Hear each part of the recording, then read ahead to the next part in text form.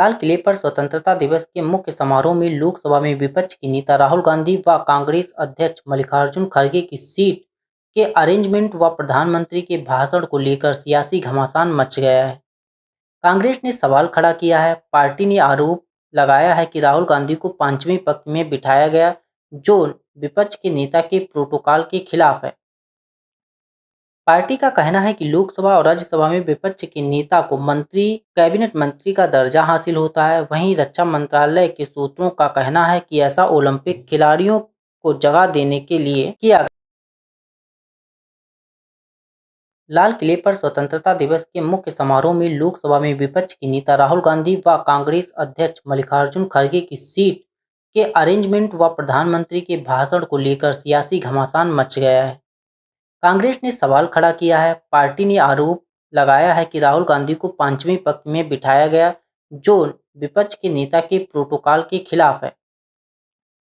Party का कहना है कि लोकसभा और राज्यसभा में विपक्ष के नेता को कैबिनेट मंत्री का दर्जा हासिल होता है। वहीं रक्षा मंत्रालय के सूत्रों का कहना है कि ऐसा ओलंपिक खिलाड़ियों को जगह देने के लिए किया गया, जिसके चलते कुछ केंद्रीय मंत्रियों को भी पीछे की पंक्ति में बिठाया गया। गौरतलब हो कि साल 2013 के बाद ऐसा पहली बार हुआ जब किले पर मुख्य कार्यक्रम में लोकसभा में विपक्ष के नेता शरीक हुए। ऐसा इसलिए हुआ क्योंकि 2014 और 2019 चुनावों के बाद कांग्रेस को जीत नहीं मिल सकी कि पार्टी के किसी नेता को लोकसभा में विपक्ष का नेता चुना जा सके। स्वतंत्रता दिवस कार्यक्रम की आई तस्वीर। अस्पताल नहीं मिलता है और सही समय पर अगर इलाज मिल जाए तो गरीब को कहीं और दूसरे अस्पताल में नहीं जाना पड़ेगा। मैं अभिषेक राय जी को बधाई देता हूं। इनके परिवार का योगदान, इनके दादाजी का, पिताजी का समाज के लिए और आसपास की जनता के लिए बहुत बड़ा योगदान रहा है। बहुत ही प्रतिष्ठित परिवार है और इस परिवार ने वर्षों यहाँ पर लोगों के बीच में रह करके काम किया, सेवा की, मदद की है। आज उसी तरीके से ये काम को आगे बढ़ा रहे हैं। प्रोफेशनली डॉक्टर हैं, कम से कम हिम्मत जुटा रहे हैं एक अच्छा अस्पताल खोलने के लिए। हालांकि ये जिम्मेदारी सरकारों की थी। जो हमारा कॉन्स्टिट्यूशन और संविधान कहता है, शिक्षा और स्वास्थ्य एक वेलफेयर स्टेट की प्राथमिकता होनी चाहिए। इधर सरकारों को जो काम करना चाहिए था वो नहीं किया और उसका परिणाम ये हुआ है कि प्राइवेट में अच्छे स्कूल भी बन रहे हैं, प्राइवेट में अपने संसाधन लगा करके अच्छा अस्पताल बनाने का प्रयास चल रहा है। और इस कोशिश के लिए मैं अभिषेक जी को और उनके पूरे परिवार से बहुत बधाई देता हूं। हमारे साथ जो पार्टी के नेता हैं, दाईं तरफ करेली मंत्री जी से लेकर के अभी जो हाल ही में चुनाव जीते हैं हमारे सांसद राजीव राय जी, ओम प्रकाश जी, आदरणीय प्रणाम यादव जी, दुर्गा प्रसाद यादव जी, जिलाध्यक्ष हमारे, और हमारे तमाम नेता और सांसद आजमगढ़, यहां सभी मौजूद हैं। आज जरूर इस अस्पताल का उद्घाटन हो रहा है। मुझे पूरा भरोसा है कि डॉक्टर अभिषेक जी, जो समाजवादी पार्टी के स्पोर्ट्स पर्सन की तरह पैनलिस्ट हैं, पैनल पे जाते हैं, कई चरणों पे अपनी पार्टी का पक्ष रखते हैं, आज जो ये शुरुआत लालगंज में कर रहे हैं, इससे बहुत गरीब जनता को लाभ मिलेगा। समय पे इलाज मिलना ही सबसे बड़ी चुनौती है और मुझे उम्मीद है कि समय पर इलाज मिलने से न केवल जीवन बचता है बल्कि कई बार गरीब को अपना पूरा संसाधन लगाना पड़ता है, उससे भी बचने का काम होगा। उन्होंने ये कहा कि सारी प्रक्रिया 3 महीने के अंदर पूरी करके नए तरीके से काम करें, तो क्या आप इसके अगेंस्ट जाएंगे या इससे का? मुझे उम्मीद है जो बच्चों की मांग है उनके साथ नाइंसाफी नहीं होगी, उनको हक मिलेगा। जो उनकी आरक्षण की लड़ाई थी, जो भेदभाव का सूची बनाई थी सरकार ने, हमें उम्मीद है कि उन बच्चों को न्याय मिलेगा। उन बच्चों ने बहुत लंबा संघर्ष किया है। शायद इतना बड़ा आंदोलन, इतने लंबे समय तक आंदोलन किसी ने नहीं किया होगा जितना 69,000 वाले शिक्षक भर्ती वालों ने किया है। उन्हें कहां नहीं परेशान होना पड़ा। त्योहार रहे होंगे तो वो लखनऊ में धरने पे बैठे थे। कई त्योहारों पे उन्हें अपमानित करने का काम किया गया। मुख्यमंत्री आवास गए अपनी बात को कहने के लिए, उन्हें अपमानित होना पड़ा।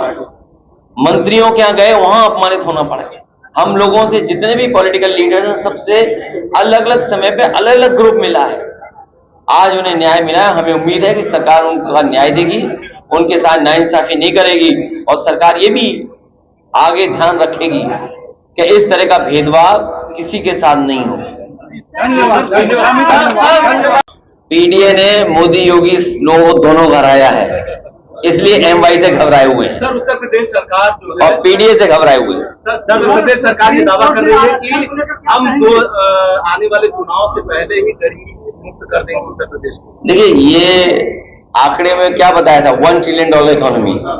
ये लोग सदन में बैठते हैं, ये हमारे मंत्री ओम प्रकाश जी, इनके एक सवाल का जवाब सरकार नहीं दे पाई।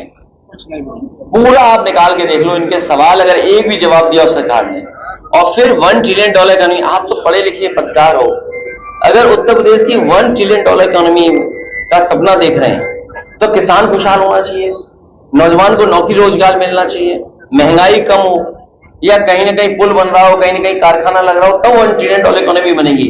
और $1 ट्रिलियन इकोनॉमी बनाने के लिए 30% की ग्रोथ रेट चाहिए, और सरकार की अभी 7% भी नहीं है। सोचिए क्या कहती थी सरकार कि इतने लाख करोड़ का निवेश लेकर के आ रहे हैं। किसी उद्योगपति ने निवेश किया हो तो बताओ, आजमगढ़ में कोई फैक्ट्री लग रही हो तो बता दो, आप मऊ में लग रही हो तो राजीव राजी बता दें। 1 डिस्ट्रिक्ट 1 प्रोडक्ट, और 1 डिस्ट्रिक्ट 1 प्रोडक्ट का बजट क्या रहा होगा? 1 लाख, 2 लाख, 5 लाख, 10 लाख। कहते हैं कि हमने आजमगढ़ की वो ब्लैक पोल्ट्री के लिए 1 डिस्ट्रिक्ट 1 प्रोडक्ट दिया है। क्या बजट दिया होगा उन्होंने, बताइए आप। सबको बिजली भी नहीं मिलती।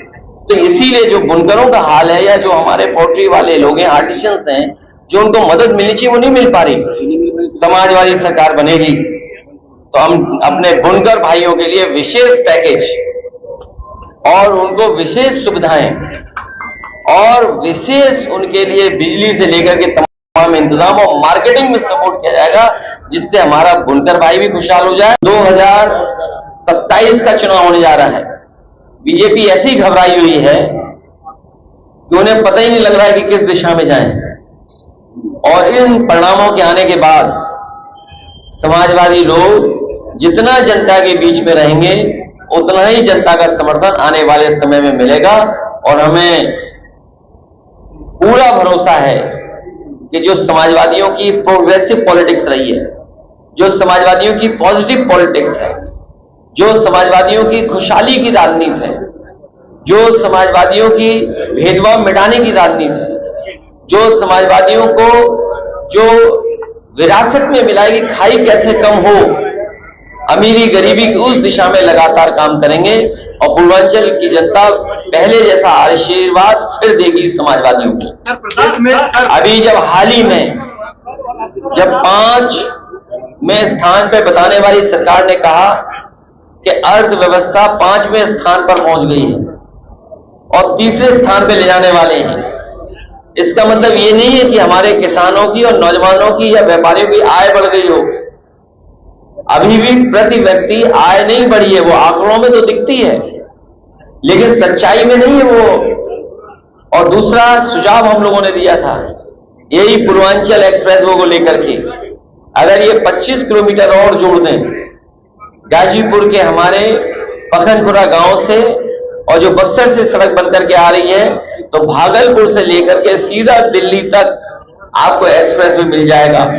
और इसी एक्सप्रेसवे किनारे जब मंडियां बन जाएंगी, जो हमारे योजना थी जिसको आधा अधूरा बीजेपी ने छोड़ दिया है, हम पूर्वांचल की जनता को भरोसा दिलाते हैं कि समाजवादियों की सरकार बनाइए, इस सड़क के किनारे नौकरी, रोजगार और किसानों को सुविधा दिलाने का काम करेंगे।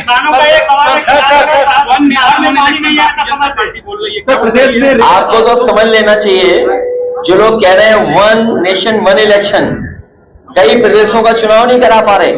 और आप सच्चाई पता करना, उत्तर प्रदेश की सरकार, मुख्यमंत्री तो तैयार थे अभी से चुनाव में जाने के लिए, चुनाव ही नहीं घोषित हुआ, तो वो जो तैयारी कर रहे थे ट्रांसफर कर करके, और सोचिए क्या ट्रांसफर कर रहे हैं, एमवाई ढूंढ रहे हैं कि अगर उन्हें एमवाई दिख जाए तो उसका ट्रांसफर कर दें।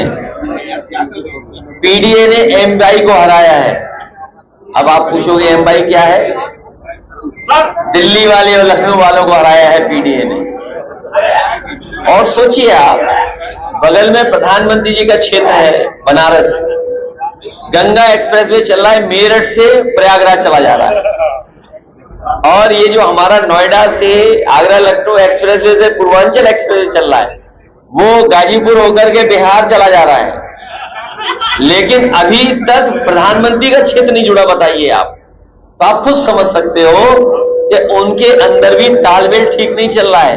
सबसे पहले डॉक्टर अभिषेक राय जी को और उनकी पूरी टीम को और उनके परिवार के सदस्यों को बहुत बधाई देना चाहता हूं कि उन्होंने अपने परिवार के दादाजी के नाम पर ये हॉस्पिटल शुरू कर रहे हैं, जहां गरीब को इलाज के लिए कई बार समय पर अस्पताल नहीं मिलता है और सही समय पर अगर इलाज मिल जाए तो गरीब को कहीं और दूसरे अस्पताल में नहीं जाना पड़ेगा। मैं अभिषेक राय जी को बधाई देता हूं। इनके परिवार का योगदान, इनके दादाजी का, पिताजी का समाज के लिए और आसपास की जनता के लिए बहुत बड़ा योगदान रहा है। बहुत ही प्रतिष्ठित परिवार है और इस परिवार ने वर्षों यहाँ पर लोगों के बीच में रह करके काम किया, सेवा की, मदद की है। आज उसी तरीके से ये काम को आगे बढ़ा रहे हैं।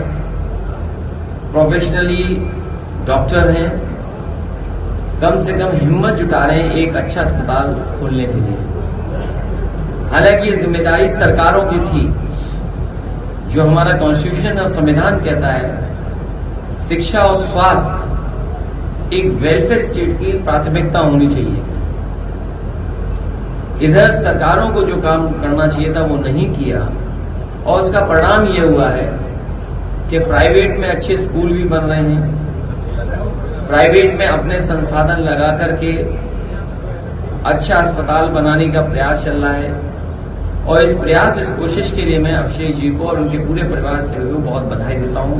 हमारे साथ जो पार्टी के नेता हैं, दाईं तरफ करेली मंत्री जी से लेकर के अभी जो हाल ही में चुनाव जीते हैं हमारे सांसद राजीव राय जी, ओम प्रकाश जी, आदरणीय प्रणाम यादव जी, दुर्गा प्रसाद यादव जी, जिलाध्यक्ष हमारे, और हमारे तमाम नेता और सांसद आजमगढ़,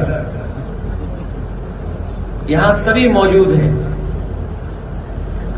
आज जरूर इस अस्पताल का उद्घाटन हो रहा है। मुझे पूरा भरोसा है कि डॉक्टर अभिषेक जी, जो समाजवादी पार्टी के स्पोर्ट्स पर्सन की तरह पैनलिस्ट हैं, पैनल पे जाते हैं, कई चैनलों पे अपनी पार्टी का पक्ष रखते हैं, आज जो ये शुरुआत लालगंज में कर रहे हैं, इससे बहुत गरीब जनता को लाभ मिलेगा। समय पे इलाज मिलना ही सबसे बड़ी चुनौती है और मुझे उम्मीद है कि समय पर इलाज मिलने से न केवल जीवन बचता है, बल्कि कई बार गरीब को अपना पूरा संसाधन लगाना पड़ता है, उससे भी बचने का काम होगा। उन्होंने ये कहा कि सारी प्रक्रिया 3 महीने के अंदर पूरी करके नए तरीके से काम करें, तो क्या आप इसके अगेंस्ट जाएंगे या इससे का? मुझे उम्मीद है जो बच्चों की मांग है उनके साथ नाइंसाफी नहीं होगी, उनको हक मिलेगा। जो उनकी आरक्षण की लड़ाई थी, जो भेदभाव का सूची बनाई थी सरकार ने, हमें उम्मीद है कि उन बच्चों को न्याय मिलेगा। उन बच्चों ने बहुत लंबा संघर्ष किया है, शायद इतना बड़ा आंदोलन, इतने लंबे समय तक आंदोलन किसी ने नहीं किया होगा जितना 69,000 वाले शिक्षक भर्ती वालों ने किया है। उन्हें कहां नहीं परेशान होना पड़ा। त्योहार रहे होंगे तो वो लखनऊ में धरने पे बैठे थे, कई त्योहारों पे उन्हें अपमानित करने का काम किया गया। मुख्यमंत्री आवास गए अपनी बात को कहने के लिए, उन्हें अपमानित होना पड़ा। मंत्रियों के यहाँ गए, वहां अपमानित होना पड़ा। हम लोगों से जितने भी पॉलिटिकल लीडर्स हैं, सबसे अलग अलग समय पे अलग अलग ग्रुप मिला है। आज उन्हें न्याय मिला है। हमें उम्मीद है कि सरकार उनका न्याय देगी, उनके साथ नाइंसाफी नहीं करेगी और सरकार ये भी आगे ध्यान रखेगी कि इस तरह का भेदभाव किसी के साथ नहीं हो। पीडीए ने मोदी योगी लोगों दोनों हराया है, इसलिए एमवाई से घबराए हुए हैं सर उत्तर प्रदेश सरकार जो है और पीडीए से घबराए हुए हैं। सर उत्तर प्रदेश सरकार ये दावा कर रही है कि हम आने वाले चुनाव से पहले ही गरीबी मुक्त कर देंगे उत्तर प्रदेश को। देखिए, ये आंकड़े में क्या बताया था, $1 ट्रिलियन इकोनॉमी। ये लोग सदन में बैठते हैं, ये हमारे मंत्री ओम प्रकाश जी, इनके एक सवाल का जवाब सरकार नहीं दे पाई। पूरा आप निकाल के देख लो, इनके सवाल अगर एक भी जवाब दिया सरकार ने, और फिर $1 ट्रिलियन इकोनॉमी। आप तो पढ़े लिखे पत्रकार हो, अगर उत्तर प्रदेश की $1 ट्रिलियन इकोनॉमी का सपना देख रहे हैं तो किसान खुशहाल होना चाहिए, नौजवान को नौकरी रोजगार मिलना चाहिए, महंगाई कम हो, या कहीं ना कहीं पुल बन रहा हो, कहीं ना कहीं कारखाना लग रहा हो, तब $1 ट्रिलियन इकोनॉमी बनेगी। और $1 ट्रिलियन इकोनॉमी बनाने के लिए 30% की ग्रोथ रेट चाहिए, और सरकार की अभी 7% भी नहीं है। सोचिए क्या कहती थी सरकार कि इतने लाख करोड़ का निवेश लेकर के आ रहे हैं। किसी उद्योगपति ने निवेश किया हो तो बताओ, आजमगढ़ में कोई फैक्ट्री लग रही हो तो बता दो, आप मऊ में लग रही हो तो राजीव राजी बता दें। 1 डिस्ट्रिक्ट 1 प्रोडक्ट, और 1 डिस्ट्रिक्ट 1 प्रोडक्ट का बजट क्या रहा होगा? 1 लाख, 2 लाख, 5 लाख, 10 लाख। कहते हैं कि हमने आजमगढ़ की वो ब्लैक पोल्ट्री के लिए 1 डिस्ट्रिक्ट 1 प्रोडक्ट दिया है, क्या बजट दिया होगा उन्होंने, बताइए आप। सबको बिजली भी नहीं मिलती। तो इसीलिए जो बुनकरों का हाल है, या जो हमारे पोल्ट्री वाले लोग हैं, आर्टिशियंस हैं, जो उनको मदद मिलनी चाहिए वो नहीं मिल पा रही। समाजवादी सरकार बनेगी तो हम अपने बुनकर भाइयों के लिए विशेष पैकेज और उनको विशेष सुविधाएं और विशेष उनके लिए बिजली से लेकर के तमाम इंतजाम और मार्केटिंग में सपोर्ट किया जाएगा, जिससे हमारा बुनकर भाई भी खुशहाल हो जाए। 2027 का चुनाव होने जा रहा है। बीजेपी ऐसी घबराई हुई है कि उन्हें पता ही नहीं लग रहा है कि किस दिशा में जाएं। और इन परिणामों के आने के बाद समाजवादी लोग जितना जनता के बीच में रहेंगे, उतना ही जनता का समर्थन आने वाले समय में मिलेगा। और हमें पूरा भरोसा है कि जो समाजवादियों की प्रोग्रेसिव पॉलिटिक्स रही है, जो समाजवादियों की पॉजिटिव पॉलिटिक्स है, जो समाजवादियों की खुशहाली की राजनीति है, जो समाजवादियों की भेदभाव मिटाने की राजनीति है, जो समाजवादियों को जो विरासत में मिला है कि खाई कैसे कम हो, अमीरी गरीबी की उस दिशा में लगातार काम करेंगे। और पूर्वांचल की जनता पहले जैसा आशीर्वाद फिर देगी समाजवादियों को। अभी जब हाल ही में जब 5 में स्थान पे बताने वाली सरकार ने कहा कि अर्थव्यवस्था 5वें स्थान पर पहुंच गई है और 3रे स्थान पे ले जाने वाले हैं, इसका मतलब ये नहीं है कि हमारे किसानों की और नौजवानों की या व्यापारियों की आय बढ़ गई हो। अभी भी प्रति व्यक्ति आय नहीं बढ़ी है, वो आंकड़ों में तो दिखती है लेकिन सच्चाई में नहीं है वो। और दूसरा सुझाव हम लोगों ने दिया था, यही पूर्वांचल एक्सप्रेसवे को लेकर के, अगर ये 25 किलोमीटर और जोड़ दें गाजीपुर के हमारे पखनपुरा गांव से, और जो बक्सर से सड़क बनकर के आ रही है, तो भागलपुर से लेकर के सीधा दिल्ली तक आपको एक्सप्रेसवे मिल जाएगा। और इसी एक्सप्रेसवे किनारे जब मंडियां बन जाएंगी, जो हमारे योजना थी जिसको आधा अधूरा बीजेपी ने छोड़ दिया है, हम पूर्वांचल की जनता को भरोसा दिलाते हैं कि समाजवादियों की सरकार बनाइए, इस सड़क के किनारे नौकरी, रोजगार और किसानों को सुविधा दिलाने का काम करेंगे।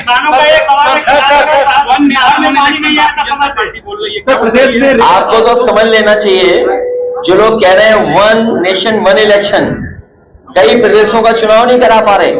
और आप सच्चाई पता करना, उत्तर प्रदेश की सरकार, मुख्यमंत्री तो तैयार थे अभी से चुनाव में जाने के लिए, चुनाव ही नहीं घोषित हुआ, तो वो जो तैयारी कर रहे थे ट्रांसफर कर करके, और सोचिए क्या ट्रांसफर कर रहे हैं, एमवाई ढूंढ रहे हैं कि अगर उन्हें एमवाई दिख जाए तो उसका ट्रांसफर कर दें। पीडीए ने एमवाई को हराया है। अब आप पूछोगे एमवाई क्या है? दिल्ली वाले और लखनऊ वालों को हराया है पीडीए ने। और सोचिए आप, बगल में प्रधानमंत्री जी का क्षेत्र है बनारस, गंगा एक्सप्रेसवे चल रहा है, मेरठ से प्रयागराज चला जा रहा है। और ये जो हमारा नोएडा से आगरा लखनऊ एक्सप्रेसवे से पूर्वांचल एक्सप्रेसवे चल रहा है, वो गाजीपुर होकर के बिहार चला जा रहा है। लेकिन अभी तक प्रधानमंत्री का क्षेत्र नहीं जुड़ा, बताइए आप। तो आप खुद समझ सकते हो कि उनके अंदर भी तालमेल ठीक नहीं चल रहा है। सबसे पहले डॉक्टर अभिषेक राय जी को और उनकी पूरी टीम को और उनके परिवार के सदस्यों को बहुत बधाई देना चाहता हूं कि उन्होंने अपने परिवार के दादाजी के नाम पर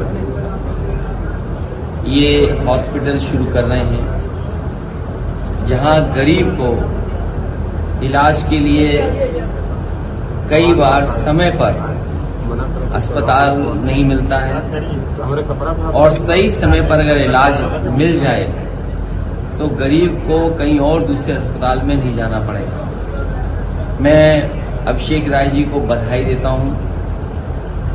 इनके परिवार का योगदान, इनके दादाजी का, पिताजी का समाज के लिए और आसपास की जनता के लिए बहुत बड़ा योगदान रहा है। बहुत ही प्रतिष्ठित परिवार है और इस परिवार ने वर्षों यहाँ पर लोगों के बीच में रह करके काम किया, सेवा की, मदद की है।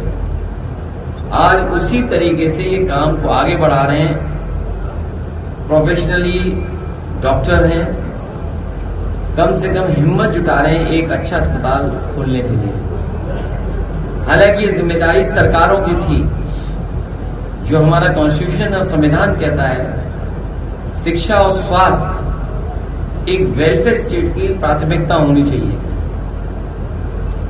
इधर सरकारों को जो काम करना चाहिए था वो नहीं किया और उसका परिणाम ये हुआ है कि प्राइवेट में अच्छे स्कूल भी बन रहे हैं, प्राइवेट में अपने संसाधन लगा करके अच्छा अस्पताल बनाने का प्रयास चल रहा है और इस प्रयास, इस कोशिश के लिए मैं अभिषेक जी को और उनके पूरे परिवार से भी बहुत बधाई देता हूं।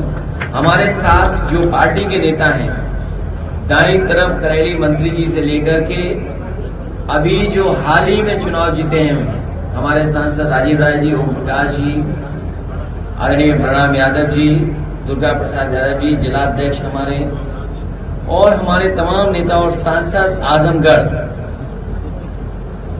यहां सभी मौजूद हैं।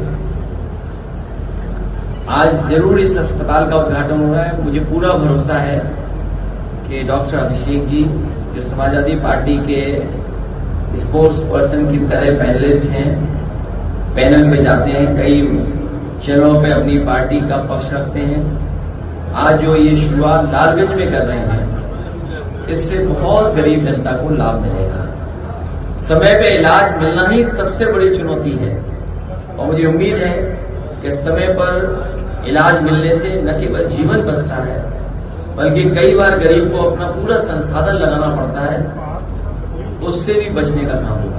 उन्होंने ये कहा कि सारी प्रक्रिया 3 महीने के अंदर पूरी करके नए तरीके से काम करें, तो क्या आप इसके अगेंस्ट जाएंगे या इससे का? मुझे उम्मीद है जो बच्चों की मांग है उनके साथ नाइंसाफी नहीं होगी, उनको हक मिलेगा। जो उनकी आरक्षण की लड़ाई थी, जो भेदभाव का सूची बनाई थी सरकार ने, हमें उम्मीद है कि उन बच्चों को न्याय मिलेगा। उन बच्चों ने बहुत लंबा संघर्ष किया है। शायद इतना बड़ा आंदोलन, इतने लंबे समय तक आंदोलन किसी ने नहीं किया होगा जितना 69,000 वाले शिक्षक भर्ती वालों ने किया है। उन्हें कहां नहीं परेशान होना पड़ा। त्योहार रहे होंगे तो वो लखनऊ में धरने पे बैठे थे। कई त्योहारों पे उन्हें अपमानित करने का काम किया गया। मुख्यमंत्री आवास गए अपनी बात को कहने के लिए, उन्हें अपमानित होना पड़ा। मंत्रियों के यहाँ गए, वहां अपमानित होना पड़ा। हम लोगों से जितने भी पॉलिटिकल लीडर्स हैं, सबसे अलग अलग समय पे अलग अलग ग्रुप मिला है।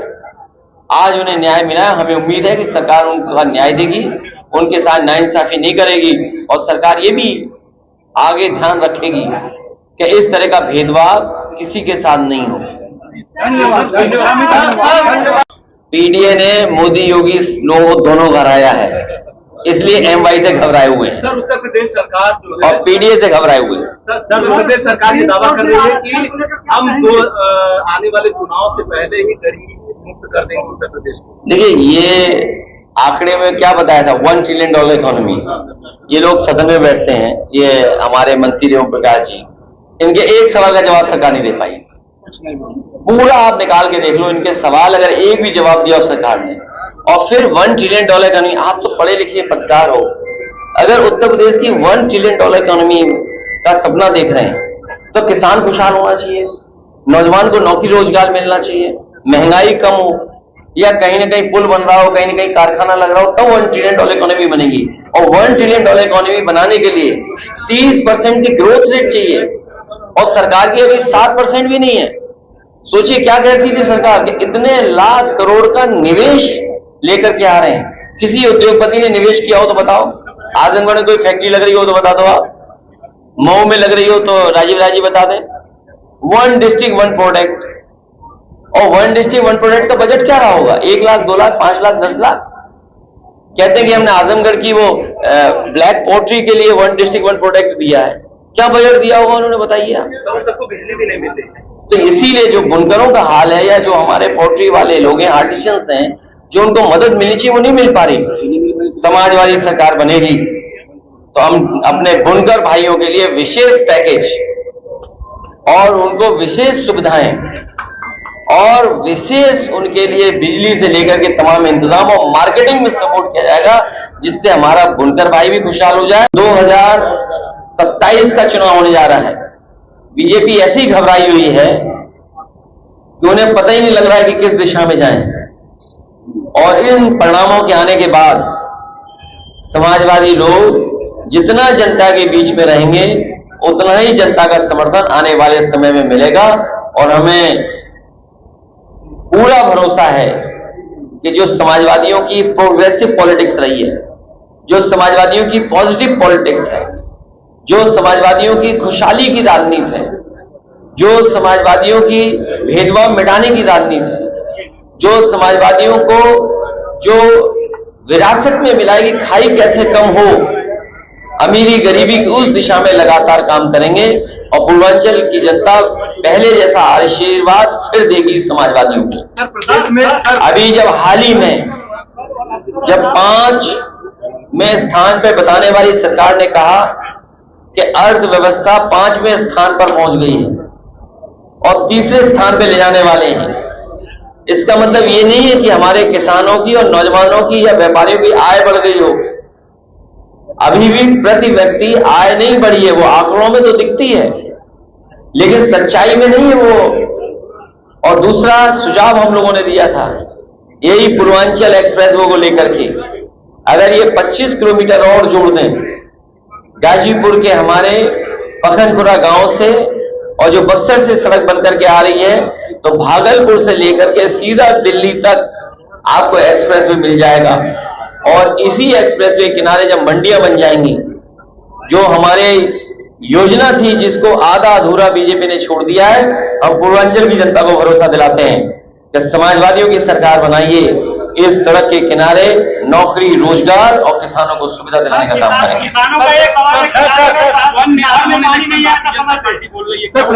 आपको तो समझ लेना चाहिए, जो लोग कह रहे हैं 1 नेशन 1 इलेक्शन, कई प्रदेशों का चुनाव नहीं करा पा रहे।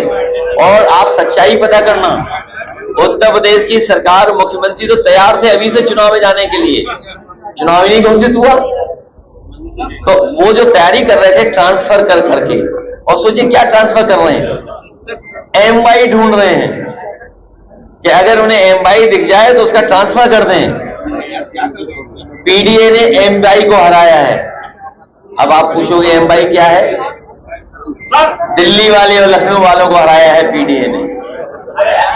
और सोचिए आप, बगल में प्रधानमंत्री जी का क्षेत्र है बनारस, गंगा एक्सप्रेसवे चल रहा है, मेरठ से प्रयागराज चला जा रहा है।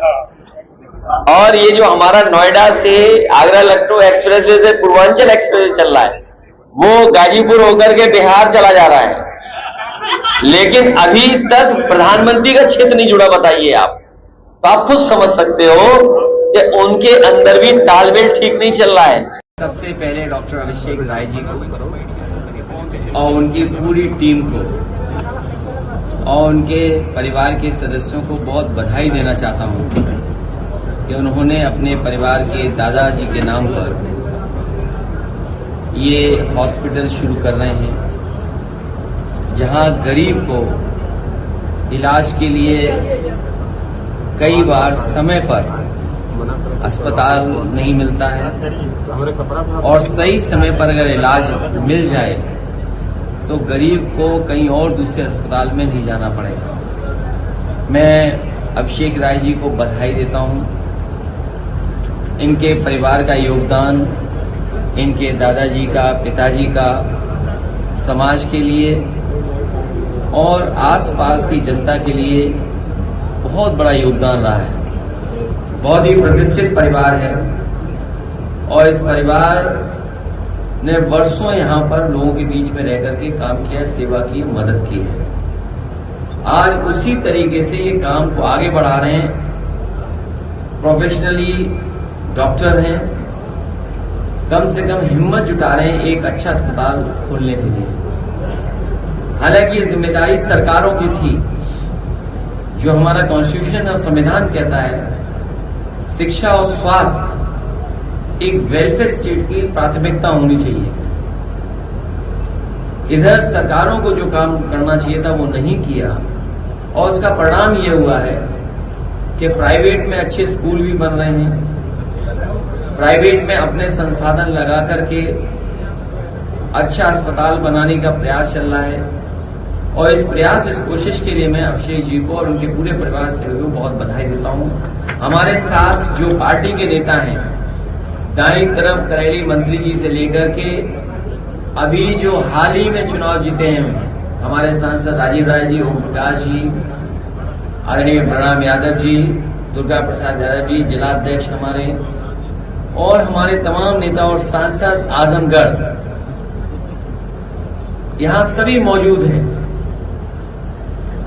आज जरूर इस अस्पताल का उद्घाटन हो रहा है। मुझे पूरा भरोसा है कि डॉक्टर अभिषेक जी, जो समाजवादी पार्टी के स्पोर्ट्स पर्सन की तरह पैनलिस्ट हैं, पैनल पे जाते हैं, कई चैनलों पे अपनी पार्टी का पक्ष रखते हैं, आज जो ये शुरुआत लालगंज में कर रहे हैं, इससे बहुत गरीब जनता को लाभ मिलेगा।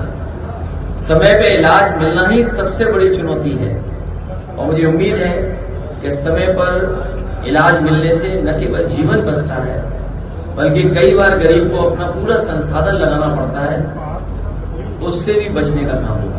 उन्होंने ये कहा कि सारी प्रक्रिया 3 महीने के अंदर पूरी करके नए तरीके से काम करें, तो क्या आप इसके अगेंस्ट जाएंगे या इसका? मुझे उम्मीद है जो बच्चों की मांग है उनके साथ नाइंसाफी नहीं होगी, उनको हक मिलेगा। जो उनकी आरक्षण की लड़ाई थी, जो भेदभाव का सूची बनाई थी सरकार ने, हमें उम्मीद है कि उन बच्चों को न्याय मिलेगा। उन बच्चों ने बहुत लंबा संघर्ष किया है। शायद इतना बड़ा आंदोलन, इतने लंबे समय तक आंदोलन किसी ने नहीं किया होगा जितना 69,000 वाले शिक्षक। बहन और भाइयों, हम सब जानते हैं कि ओलंपिक हो, कॉमनवेल्थ गेम्स हो, विश्व चैंपियनशिप हो, एशियन गेम्स हो, सेफ गेम्स हो, इन सभी में जो भी खिलाड़ी प्रतिभाग करता है, मेडल जीतता है, उस खिलाड़ी को हम राज्य सरकार की तरफ से अलग से पुरस्कार उपलब्ध करवाते हैं। ओलंपिक में एकल में गोल्ड मेडल जीतने पर 6 करोड़ रुपए, रजत पदक जीतने पर 4 करोड़ रुपए, कांस्य पदक जीतने पर 2 करोड़ रुपए की राशि हम राज्य सरकार की तरफ से देते हैं।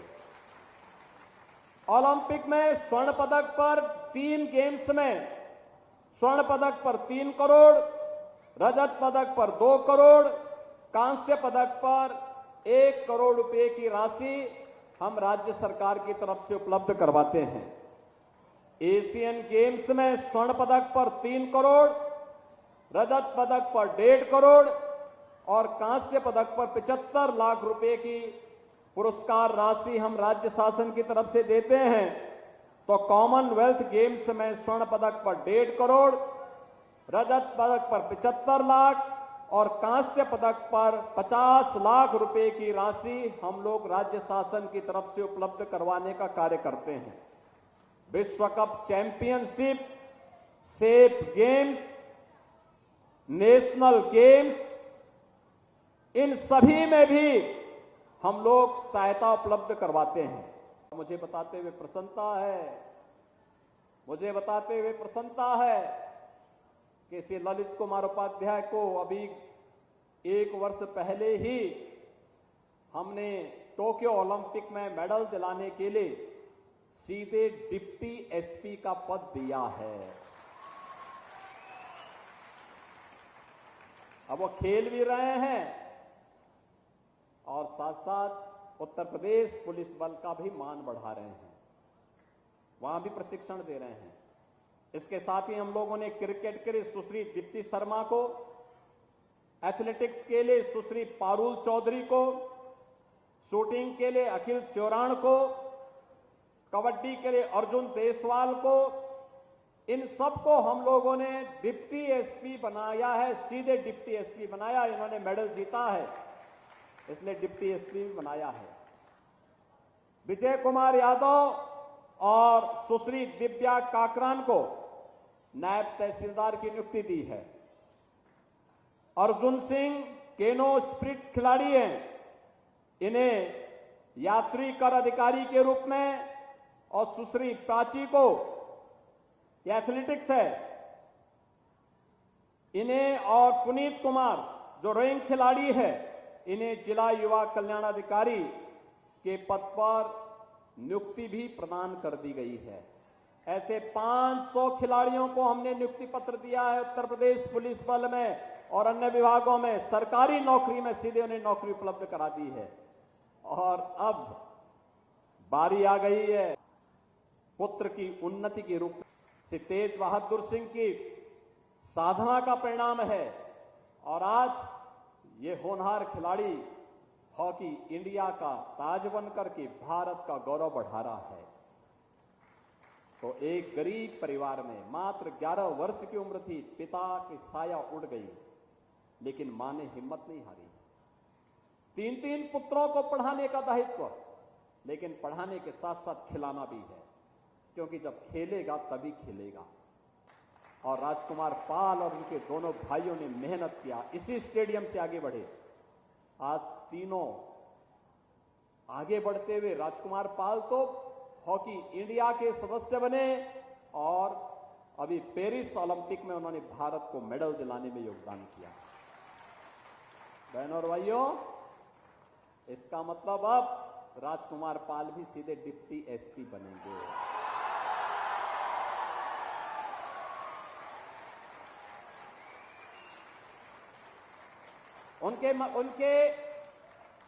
उनकी माता की साधना सार्थक हुई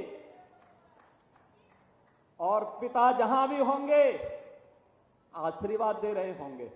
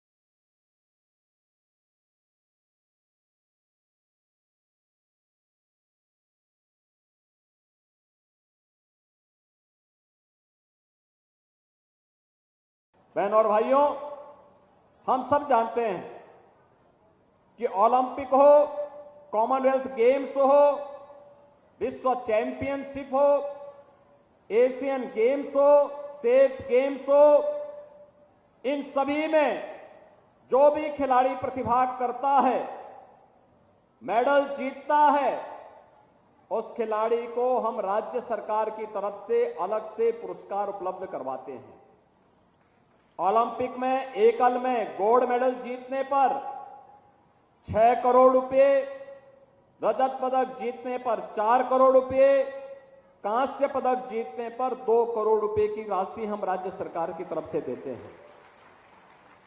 ओलंपिक में स्वर्ण पदक पर 3 गेम्स में स्वर्ण पदक पर 3 करोड़, रजत पदक पर 2 करोड़, कांस्य पदक पर 1 करोड़ रुपए की राशि हम राज्य सरकार की तरफ से उपलब्ध करवाते हैं। एशियन गेम्स में स्वर्ण पदक पर 3 करोड़, रजत पदक पर 1.5 करोड़ और कांस्य पदक पर 75 लाख रुपए की पुरस्कार राशि हम राज्य शासन की तरफ से देते हैं। तो कॉमनवेल्थ गेम्स में स्वर्ण पदक पर 1.5 करोड़, रजत पदक पर 75 लाख और कांस्य पदक पर 50 लाख रुपए की राशि हम लोग राज्य शासन की तरफ से उपलब्ध करवाने का कार्य करते हैं। विश्व cup championship, SAF games, national games, इन सभी में भी हम लोग सहायता उपलब्ध करवाते हैं। मुझे बताते हुए प्रसन्नता है कि श्री ललित कुमार उपाध्याय को अभी 1 वर्ष पहले ही हमने टोक्यो ओलंपिक में मेडल दिलाने के लिए सीधे डिप्टी एसपी का पद दिया है। अब वो खेल भी रहे हैं और साथ साथ उत्तर प्रदेश पुलिस बल का भी मान बढ़ा रहे हैं, वहां भी प्रशिक्षण दे रहे हैं। इसके साथ ही हम लोगों ने क्रिकेट के लिए सुश्री दीप्ति शर्मा को, एथलेटिक्स के लिए सुश्री पारुल चौधरी को, शूटिंग के लिए अखिल श्योराण को, कबड्डी के लिए अर्जुन देसवाल को, इन सबको हम लोगों ने डिप्टी एसपी बनाया है, सीधे डिप्टी एसपी बनाया। इन्होंने मेडल जीता है इसलिए डिप्टी एसपी बनाया है।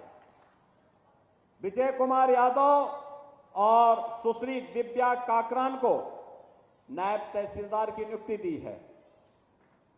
अर्जुन सिंह केनो स्प्रिट खिलाड़ी हैं, इन्हें यात्री कर अधिकारी के रूप में, और सुश्री प्राची को ये एथलेटिक्स है, इन्हें, और पुनीत कुमार जो रोइंग खिलाड़ी है, इन्हें जिला युवा कल्याण अधिकारी के पद पर नियुक्ति भी प्रदान कर दी गई है।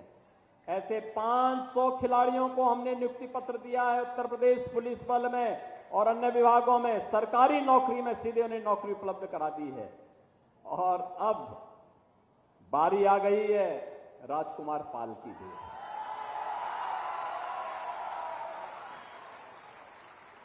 अभी जब मैं मंच पे आया था, श्री ललित कुमार उपाध्याय जी के माता पिता जी को मैंने देखा, दोनों एक सामान्य परिवार से, लेकिन परिवार के लिए कुछ करने का एक तमन्ना का भाव था। मां बाप की साधना उन्नति के रूप में सामका ताज बनकर के भारत का गौरव बढ़ा रहा है। तो एक गरीब परिवार में मात्र 11 वर्ष की उम्र थी, पिता की साया उड़ गई, लेकिन मां ने हिम्मत नहीं हारी। 3 पुत्रों को पढ़ाने का दायित्व, लेकिन पढ़ाने के साथ साथ खिलाना भी है, क्योंकि जब खेलेगा तभी खिलेगा। और राजकुमार पाल और उनके दोनों भाइयों ने मेहनत किया, इसी स्टेडियम से आगे बढ़े। आज तीनों आगे बढ़ते हुए राजकुमार पाल तो हॉकी इंडिया के सदस्य बने और अभी पेरिस ओलंपिक में उन्होंने भारत को मेडल दिलाने में योगदान किया। बहनों और भाइयों, इसका मतलब अब राजकुमार पाल भी सीधे डिप्टी एसपी बनेंगे।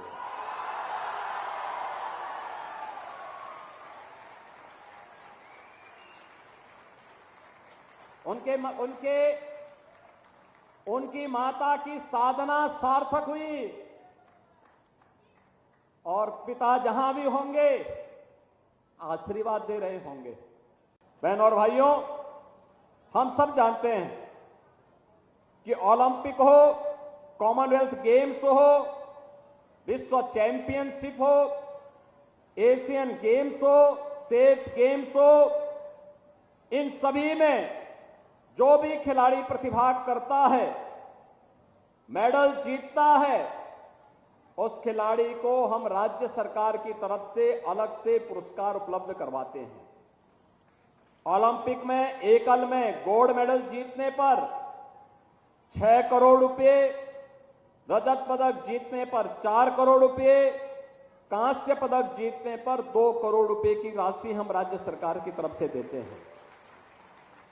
ओलंपिक में स्वर्ण पदक पर 3 गेम्स में स्वर्ण पदक पर 3 करोड़, रजत पदक पर 2 करोड़, कांस्य पदक पर 1 करोड़ रुपए की राशि हम राज्य सरकार की तरफ से उपलब्ध करवाते हैं। एशियन गेम्स में स्वर्ण पदक पर 3 करोड़, रजत पदक पर 1.5 करोड़ और कांस्य पदक पर 75 लाख रुपए की पुरस्कार राशि हम राज्य शासन की तरफ से देते हैं। तो कॉमनवेल्थ गेम्स में स्वर्ण पदक पर 1.5 करोड़, रजत पदक पर 75 लाख और कांस्य पदक पर 50 लाख रुपए की राशि हम लोग राज्य शासन की तरफ से उपलब्ध करवाने का कार्य करते हैं। विश्व cup championship, SAF games, national games, इन सभी में भी हम लोग सहायता उपलब्ध करवाते हैं। मुझे बताते हुए प्रसन्नता है कि श्री ललित कुमार उपाध्याय को अभी 1 वर्ष पहले ही हमने टोक्यो ओलंपिक में मेडल दिलाने के लिए सीधे डिप्टी एसपी का पद दिया है। अब वो खेल भी रहे हैं और साथ साथ उत्तर प्रदेश पुलिस बल का भी मान बढ़ा रहे हैं, वहां भी प्रशिक्षण दे रहे हैं। इसके साथ ही हम लोगों ने क्रिकेट के लिए सुश्री दीप्ति शर्मा को, एथलेटिक्स के लिए सुश्री पारुल चौधरी को, शूटिंग के लिए अखिल स्योराण को, कबड्डी के लिए अर्जुन देसवाल को, इन सबको हम लोगों ने डिप्टी एसपी बनाया है, सीधे डिप्टी एसपी बनाया। इन्होंने मेडल जीता है इसलिए डिप्टी एसपी बनाया है। विजय कुमार यादव और सुश्री दिव्या काकरान को नायब तहसीलदार की नियुक्ति दी है। अर्जुन सिंह केनो स्प्रिट खिलाड़ी हैं, इन्हें यात्री कर अधिकारी के रूप में, और सुश्री प्राची को ये एथलेटिक्स है, इन्हें, और पुनीत कुमार जो रोइंग खिलाड़ी है, इन्हें जिला युवा कल्याण अधिकारी के पद पर नियुक्ति भी प्रदान कर दी गई है। ऐसे 500 खिलाड़ियों को हमने नियुक्ति पत्र दिया है उत्तर प्रदेश पुलिस बल में और अन्य विभागों में। सरकारी नौकरी में सीधे उन्हें नौकरी उपलब्ध करा दी है। और अब बारी आ गई है राजकुमार पाल की भी।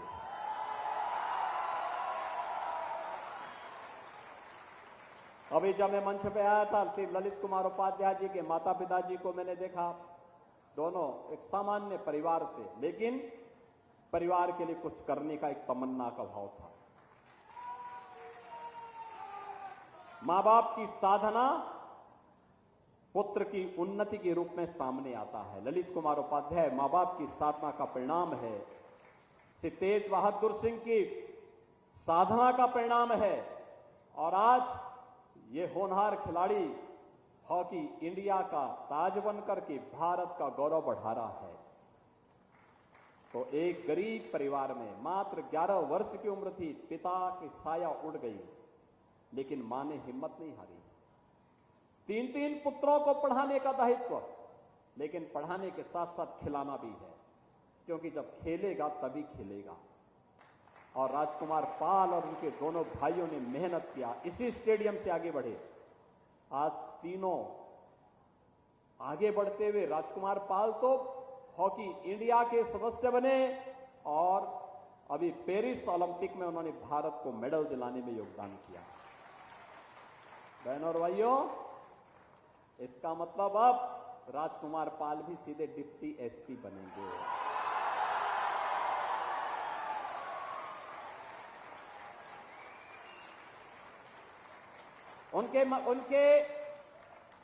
उनकी माता की साधना सार्थक हुई और पिता जहां भी होंगे आशीर्वाद दे रहे होंगे। बहनों और भाइयों, हम सब जानते हैं कि ओलंपिक हो, कॉमनवेल्थ गेम्स हो, विश्व चैंपियनशिप हो, एशियन गेम्स हो, सेफ गेम्स हो, इन सभी में जो भी खिलाड़ी प्रतिभाग करता है, मेडल जीतता है, उस खिलाड़ी को हम राज्य सरकार की तरफ से अलग से पुरस्कार उपलब्ध करवाते हैं।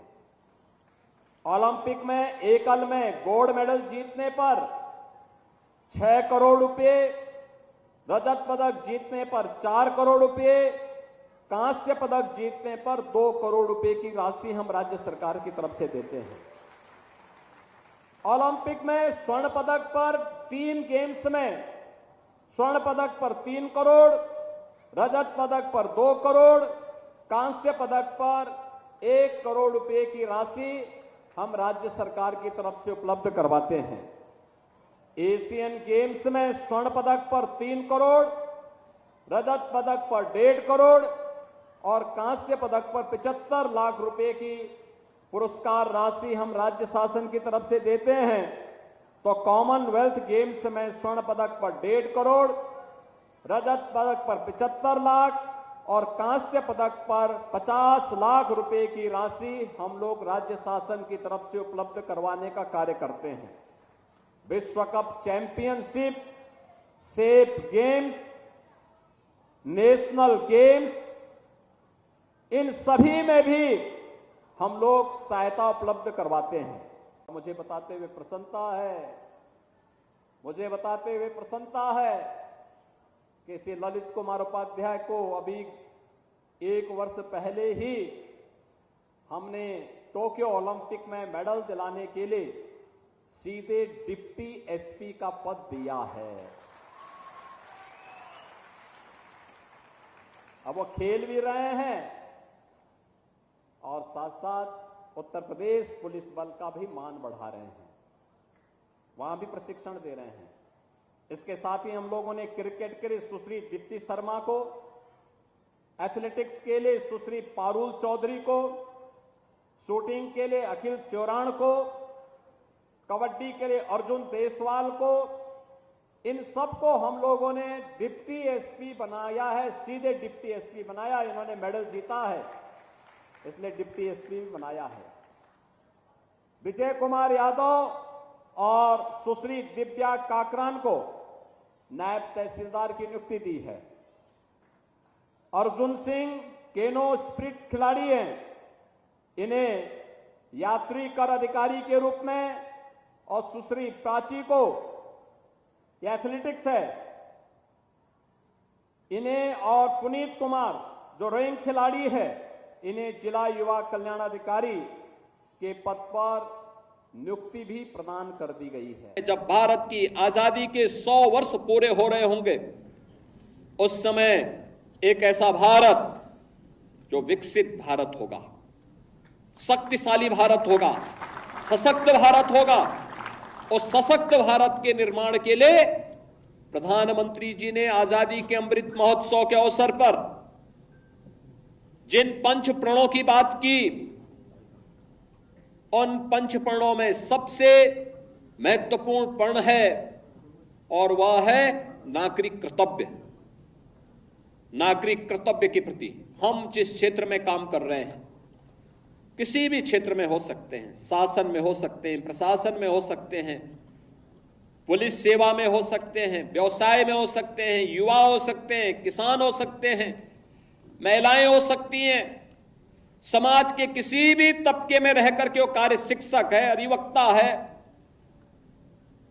किसी भी क्षेत्र में वो काम कर रहा है, उस क्षेत्र में अपने नागरिक कर्तव्यों का पालन करते हुए राष्ट्र प्रथम के भाव के साथ उसे कार्य करना होगा। राष्ट्र प्रथम का यह भाव जब हमारे जीवन का संकल्प बनेगा, तो भारत के अंदर भारत को दुनिया की सबसे बड़ी ताकत बनने में कोई देर नहीं लगने वाली है। याद रखना, पिछले 10 वर्ष के अंदर भारत की प्रगति दुनिया को अचंभित करती है, दुनिया को आकर्षित करती है। दुनिया अभिभूत है, भारत की तरफ आशा भरी निगाहों से देख रही है। उसे विश्वास है कि भारत अगर सुरक्षित है तो विश्व मानवता सुरक्षित है। और इसलिए भारत की तरफ आज के समय में दुनिया के अंदर कहीं भी कोई संकट आता है तो भारत की तरफ दुनिया देख रही है। भारत की तरफ दुनिया का यह आकर्षण हमें एक नए भारत का दर्शन कराता है। प्रधानमंत्री मोदी जी के नेतृत्व में इस नए भारत को दुनिया की सबसे बड़ी ताकत के रूप में स्थापित करना, और 10 वर्ष में, आज से 10 वर्ष पहले भारत दुनिया की 10वीं बड़ी आर्थिक महाशक्ति था। आज भारत दुनिया की 5वीं बड़ी अर्थव्यवस्था बना है। अगले 3 वर्ष के अंदर भारत दुनिया की 3री बड़ी अर्थव्यवस्था बन जाएगा। मैं आप सबसे भी कहने के लिए आया हूं कि जो दृश्य 1947 में हुआ था, वही दृश्य तो आज बांग्लादेश के अंदर हम सबको देखने को मिल रहा है। 1.5 करोड़ हिंदू किस तरीके से बांग्लादेश के अंदर आज चिल्ला चिल्ला करके अपने आप को, अपनी अस्मिता को बचाने के लिए गुहार लगा रहे हैं, और दुनिया के मुंह सिले हुए कथित सेकुलरिस्ट भारत के अंदर भी इनके मुंह सिले हुए एक भी शब्द इनका नहीं निकल रहा है, क्योंकि उनको भय है कि अगर इन निरीह कमजोर लोगों के इस पक्ष में इन्होंने आवाज निकाली तो इनका वोट बैंक खिसक जाएगा। वोट बैंक की चिंता है, लेकिन मानवीय संवेदना इनकी मर चुकी है। मानवता के रक्षा के लिए इनके मुंह से एक भी शब्द नहीं निकलने वाला है, नहीं निकलेगा, क्योंकि इन्होंने आजादी के बाद लगातार उसी प्रकार की राजनीति को प्रेरित और प्रोत्साहित किया, उसको लेकर के आगे बढ़ते रहे। ये लगातार बांटो राज करो की उस राजनीति के तहत ये लोग देश के अंदर कार्य करते रहे। अंग्रेजों से सत्ता इन्होंने उस समय प्राप्त की। ये वास्तव में भारत की सत्ता का नेतृत्व नहीं कर रहे थे, बल्कि अंग्रेजों के ही, ब्रिटिशर के ही मानस पुत्रों के रूप में इन्होंने भारत की सत्ता को उस रूप में संचालन करना शुरू किया जैसे ब्रिटिशर इस देश के अंदर कर रहे थे। और आज उसी का दुष्परिणाम यह देश लगातार चुकाया है, अखंड हिंदुस्तान चुकाया है। लेकिन हमारा संकल्प है, महर्षि अरविंद ने जो 1947 के पहले घोषणा की थी, आजादी की त्रास, देश की विभाजन की त्रासदी आजादी के मिलने के बाद अक्सर उन्होंने इस बारे में अपनी चिंता व्यक्त भी की, और उन्होंने इस बात को कहा था कि आध्यात्मिक जगत में पाकिस्तान कोई वास्तविकता नहीं है, या तो उसका भारत में विलय होगा या पाकिस्तान इतिहास से समाप्त होगा, हमेशा के लिए समाप्त होगा। विभाजन की इस त्रासदी के लिए तत्कालीन कांग्रेस नेतृत्व पूरी तरह जिम्मेदार रहा है। कांग्रेस विभाजन की इस त्रासदी के लिए और समय समय पर देश के साथ हुए इस धोखे के लिए कभी देश की जनता से माफी नहीं मांगेगी, क्योंकि उनका चरित्र कभी भी इस प्रकार का नहीं रहा। कांग्रेस का वास्तविक चरित्र अधिनायकवादी रहा है, और देश के अंदर जब भी उसको अवसर मिला उसने लोकतंत्र के गले को घोंटने का प्रयास किया। 1975 इसका उदाहरण है। जब भी कहीं पर नागरिकों ने अपने अधिकारों की बात की, उसने आपस में लड़ाने का काम किया। देश के अंदर भाषाई विवाद, देश के अंदर क्षेत्रीय विवाद, देश के अंदर सनातन राष्ट्र में हिंदू और सिखों को आपस में लड़ाने का कार्य, ऐसे तमाम ऐसे पाप हैं इनके, जिन पापों की कभी माफी नहीं दी जा सकती है। और इसलिए हमें इस प्रकार के लोगों से सावधान रहते हुए फिर कहीं भी कोई ऐसी स्थिति ना आने पाए जो देश के वर्तमान और भावी पीढ़ी के सामने इस प्रकार की दुर्भाग्यपूर्ण त्रासदी की स्थिति पैदा करे। इसके लिए हम सबके जीवन का इस संकल्प होना चाहिए, हम इसके लिए परिमार्जन करने की दिशा में आगे बढ़ सकें।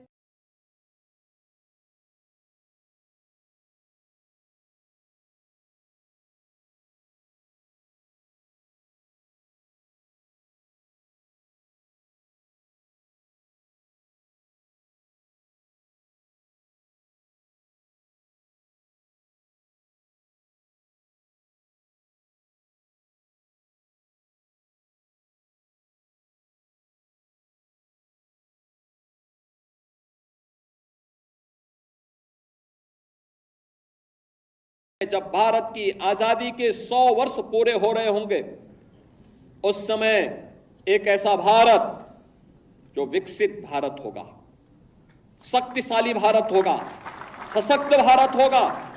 उस सशक्त भारत के निर्माण के लिए प्रधानमंत्री जी ने आजादी के अमृत महोत्सव के अवसर पर जिन पंच प्रणों की बात की, उन पंच प्रणों में सबसे महत्वपूर्ण प्रण है और वह है नागरिक कर्तव्य।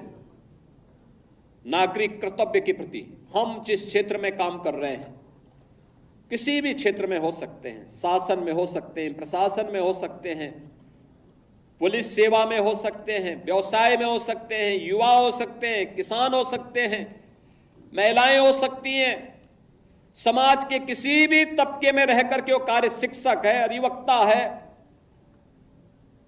किसी भी क्षेत्र में वो काम कर रहा है, उस क्षेत्र में अपने नागरिक कर्तव्यों का पालन करते हुए राष्ट्र प्रथम के भाव के साथ उसे कार्य करना होगा। राष्ट्र प्रथम का यह भाव जब हमारे जीवन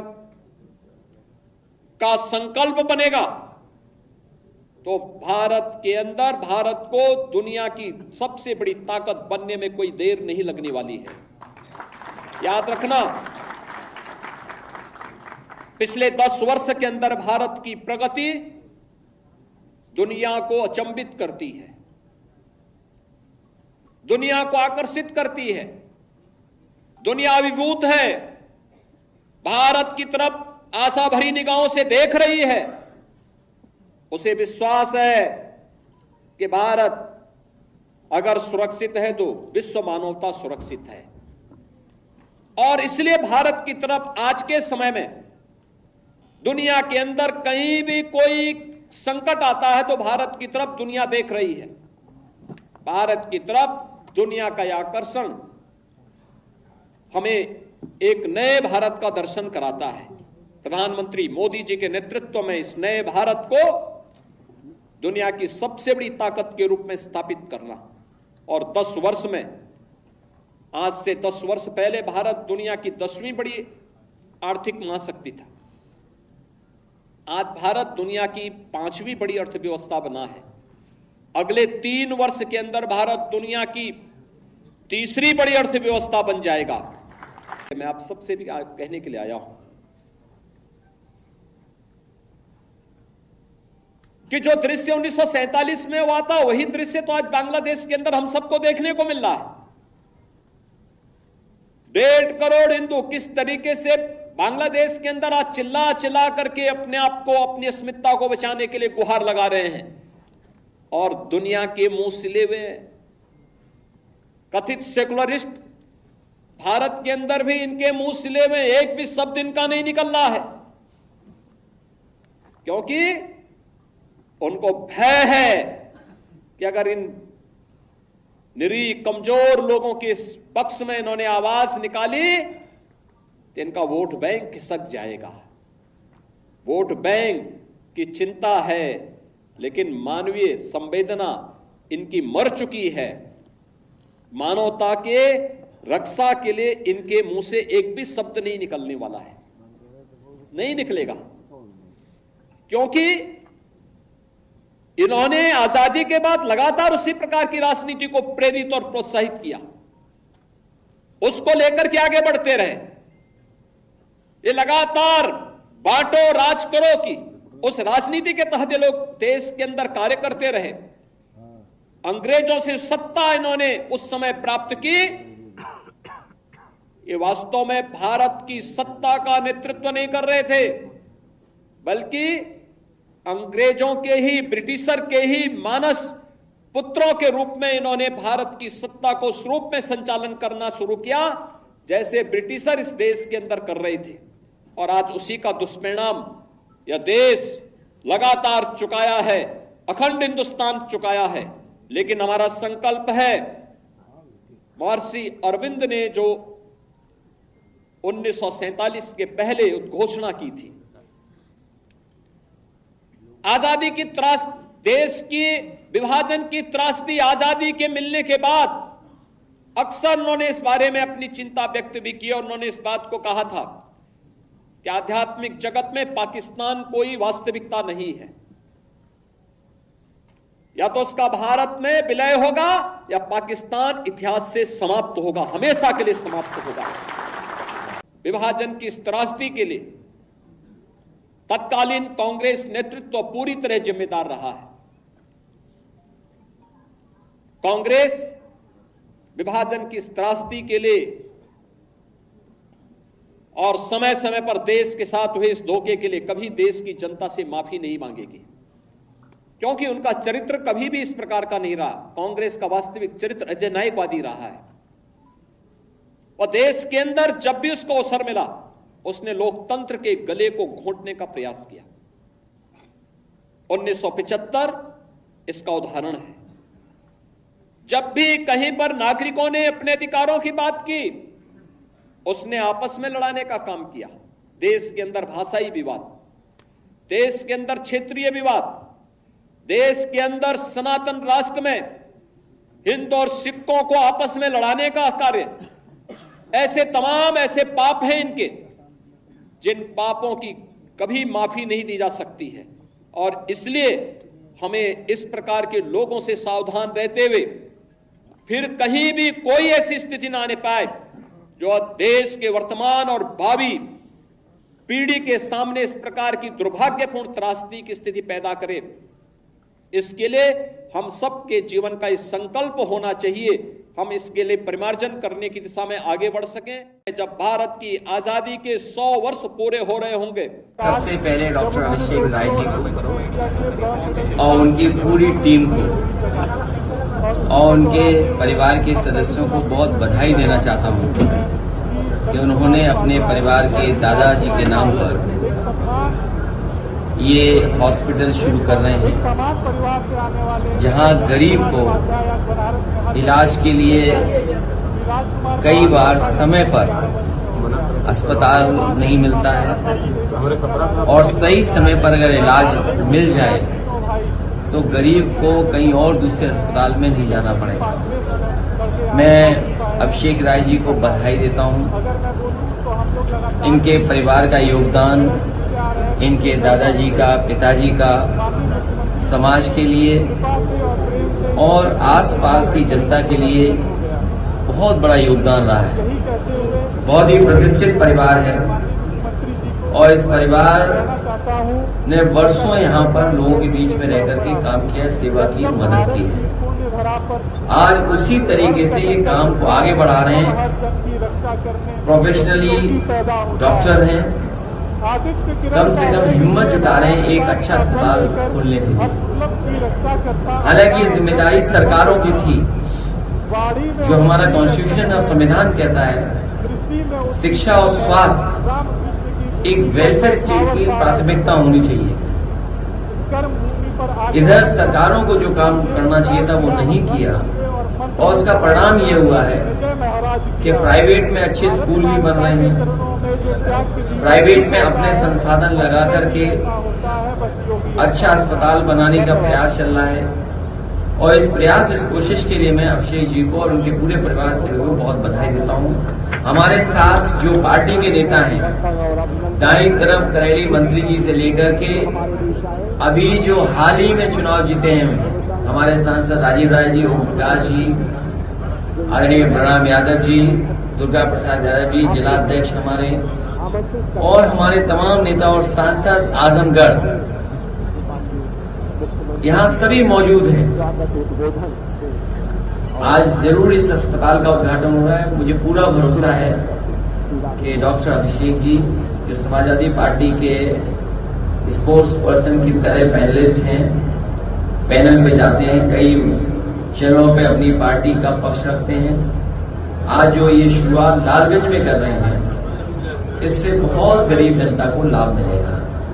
समय पे इलाज मिलना ही सबसे बड़ी चुनौती है और मुझे उम्मीद है कि समय पर इलाज मिलने से न केवल जीवन बचता है, बल्कि कई बार गरीब को अपना पूरा संसाधन लगाना पड़ता है, उससे भी बचने का काम होगा। उन्होंने ये कहा कि सारी प्रक्रिया 3 महीने के अंदर पूरी करके नए तरीके से काम करें, तो क्या आप इसके अगेंस्ट जाएंगे या इससे का? मुझे उम्मीद है जो बच्चों की मांग है उनके साथ नाइंसाफी नहीं होगी। उनको हक मिलेगा। जो उनकी आरक्षण की लड़ाई थी, जो भेदभाव का सूची बनाई थी सरकार ने, हमें उम्मीद है कि उन बच्चों को न्याय मिलेगा। उन बच्चों ने बहुत लंबा संघर्ष किया है। शायद इतना बड़ा आंदोलन, इतने लंबे समय तक आंदोलन किसी ने नहीं किया होगा जितना 69,000 वाले शिक्षक भर्ती वालों ने किया है। उन्हें कहां नहीं परेशान होना पड़ा। त्योहार रहे होंगे तो वो लखनऊ में धरने पे बैठे थे। कई त्योहारों पे उन्हें अपमानित करने का काम किया गया। मुख्यमंत्री आवास गए अपनी बात को कहने के लिए, उन्हें अपमानित होना पड़ा। मंत्रियों के यहाँ गए, वहां अपमानित होना पड़ा। हम लोगों से जितने भी पॉलिटिकल लीडर्स हैं, सबसे अलग अलग समय पे अलग अलग ग्रुप मिला है। आज उन्हें न्याय मिला है। हमें उम्मीद है कि सरकार उनका न्याय देगी, उनके साथ नाइंसाफी नहीं करेगी और सरकार ये भी आगे ध्यान रखेगी कि इस तरह का भेदभाव किसी के साथ नहीं हो। पीडीए ने मोदी योगी लोगों दोनों हराया है, इसलिए एमवाई से घबराए हुए हैं। सर, उत्तर प्रदेश सरकार जो है और पीडीए से घबराए हुए हैं। सर, उत्तर प्रदेश सरकार ये दावा कर रही है कि हम आने वाले चुनाव से पहले ही गरीबी मुक्त कर देंगे उत्तर प्रदेश को। देखिए, ये आंकड़े में क्या बताया था, $1 ट्रिलियन इकोनॉमी। ये लोग सदन में बैठते हैं, ये हमारे मंत्री ओम प्रकाश जी, इनके एक सवाल का जवाब सरकार नहीं दे पाई। पूरा आप निकाल के देख लो, इनके सवाल अगर एक भी जवाब दिया सरकार ने। और फिर $1 ट्रिलियन इकोनॉमी, आप तो पढ़े लिखे पत्रकार हो, अगर उत्तर प्रदेश की $1 ट्रिलियन इकोनॉमी का सपना देख रहे हैं तो किसान खुशहाल होना चाहिए, नौजवान को नौकरी रोजगार मिलना चाहिए, महंगाई कम हो, या कहीं ना कहीं पुल बन रहा हो, कहीं ना कहीं कारखाना लग रहा हो, तब $1 ट्रिलियन इकोनॉमी बनेगी। और $1 ट्रिलियन इकोनॉमी बनाने के लिए 30% की ग्रोथ रेट चाहिए और सरकार की अभी 7% भी नहीं है। सोचिए क्या कहती थी सरकार कि इतने लाख करोड़ का निवेश लेकर के आ रहे हैं। किसी उद्योगपति ने निवेश किया हो तो बताओ। आजमगढ़ में कोई फैक्ट्री लग रही हो तो बता दो आप, मऊ में लग रही हो तो राजीव बता दें। 1 डिस्ट्रिक्ट 1 प्रोडक्ट, और 1 डिस्ट्रिक्ट 1 प्रोडक्ट का बजट क्या रहा होगा? 1 लाख, 2 लाख, 5 लाख, 10 लाख। कहते हैं कि हमने आजमगढ़ की वो ब्लैक पोट्री के लिए 1 डिस्ट्रिक्ट 1 प्रोडक्ट दिया है। क्या बजट दिया होगा उन्होंने, बताइए। बिजली भी नहीं मिलती। तो इसीलिए जो बुनकरों का हाल है, या जो हमारे पोट्री वाले लोग हैं, आर्टिशियंस हैं, जो उनको मदद मिलनी चाहिए वो नहीं मिल पा रही। समाजवादी सरकार बनेगी तो हम अपने बुनकर भाइयों के लिए विशेष पैकेज और उनको विशेष सुविधाएं और विशेष उनके लिए बिजली से लेकर के तमाम इंतजाम और मार्केटिंग में सपोर्ट किया जाएगा, जिससे हमारा बुनकर भाई भी खुशहाल हो जाए। 2027 का चुनाव होने जा रहा है। बीजेपी ऐसी घबराई हुई है कि उन्हें पता ही नहीं लग रहा है कि किस दिशा में जाएं। और इन परिणामों के आने के बाद समाजवादी लोग जितना जनता के बीच में रहेंगे, उतना ही जनता का समर्थन आने वाले समय में मिलेगा। और हमें पूरा भरोसा है कि जो समाजवादियों की प्रोग्रेसिव पॉलिटिक्स रही है, जो समाजवादियों की पॉजिटिव पॉलिटिक्स है, जो समाजवादियों की खुशहाली की राजनीति है, जो समाजवादियों की भेदभाव मिटाने की राजनीति है, जो समाजवादियों को जो विरासत में मिला कि खाई कैसे कम हो, अमीरी गरीबी की उस दिशा में लगातार काम करेंगे। और पूर्वांचल की जनता पहले जैसा आशीर्वाद फिर देगी समाजवादियों को। अभी जब हाल ही में जब 5वें स्थान पर बताने वाली सरकार ने कहा कि अर्थव्यवस्था 5वें स्थान पर पहुंच गई है और 3रे स्थान पे ले जाने वाले हैं, इसका मतलब ये नहीं है कि हमारे किसानों की और नौजवानों की या व्यापारियों की आय बढ़ गई हो। अभी भी प्रति व्यक्ति आय नहीं बढ़ी है, वो आंकड़ों में तो दिखती है लेकिन सच्चाई में नहीं है वो। और दूसरा सुझाव हम लोगों ने दिया था, यही पूर्वांचल एक्सप्रेसवे को लेकर के, अगर ये 25 किलोमीटर और जोड़ दें गाजीपुर के हमारे पखनपुरा गांव से, और जो बक्सर से सड़क बनकर के आ रही है, तो भागलपुर से लेकर के सीधा दिल्ली तक आपको एक्सप्रेसवे मिल जाएगा। और इसी एक्सप्रेसवे किनारे जब मंडियां बन जाएंगी, जो हमारे योजना थी जिसको आधा अधूरा बीजेपी ने छोड़ दिया है, हम पूर्वांचल की जनता को भरोसा दिलाते हैं कि समाजवादियों की सरकार बनाइए, इस सड़क के किनारे नौकरी, रोजगार और किसानों को सुविधा दिलाने का काम करेंगे।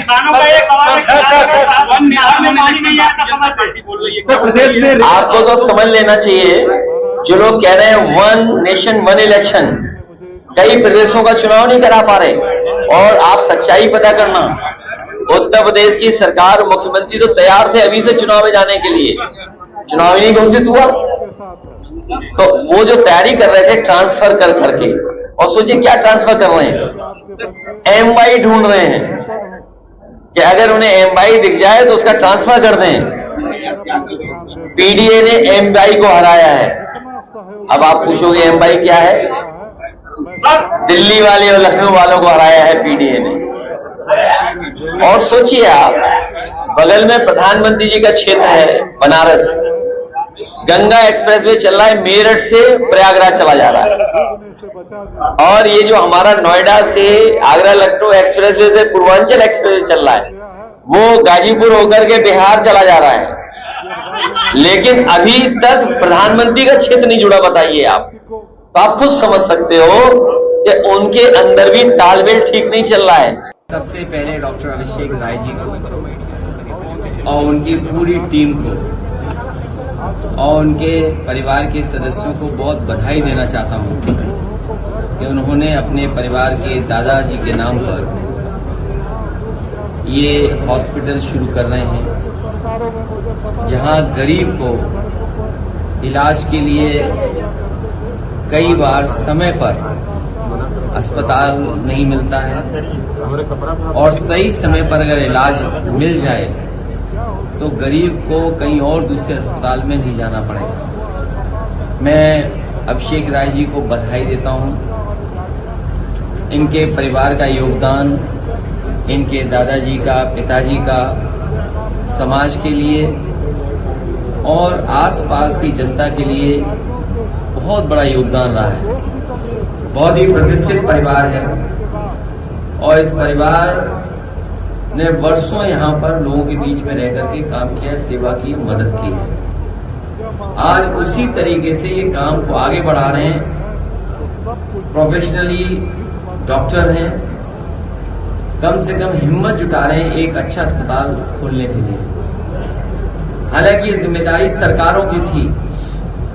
जो हमारा कॉन्स्टिट्यूशन और संविधान कहता है, शिक्षा और स्वास्थ्य एक वेलफेयर स्टेट की प्राथमिकता होनी चाहिए।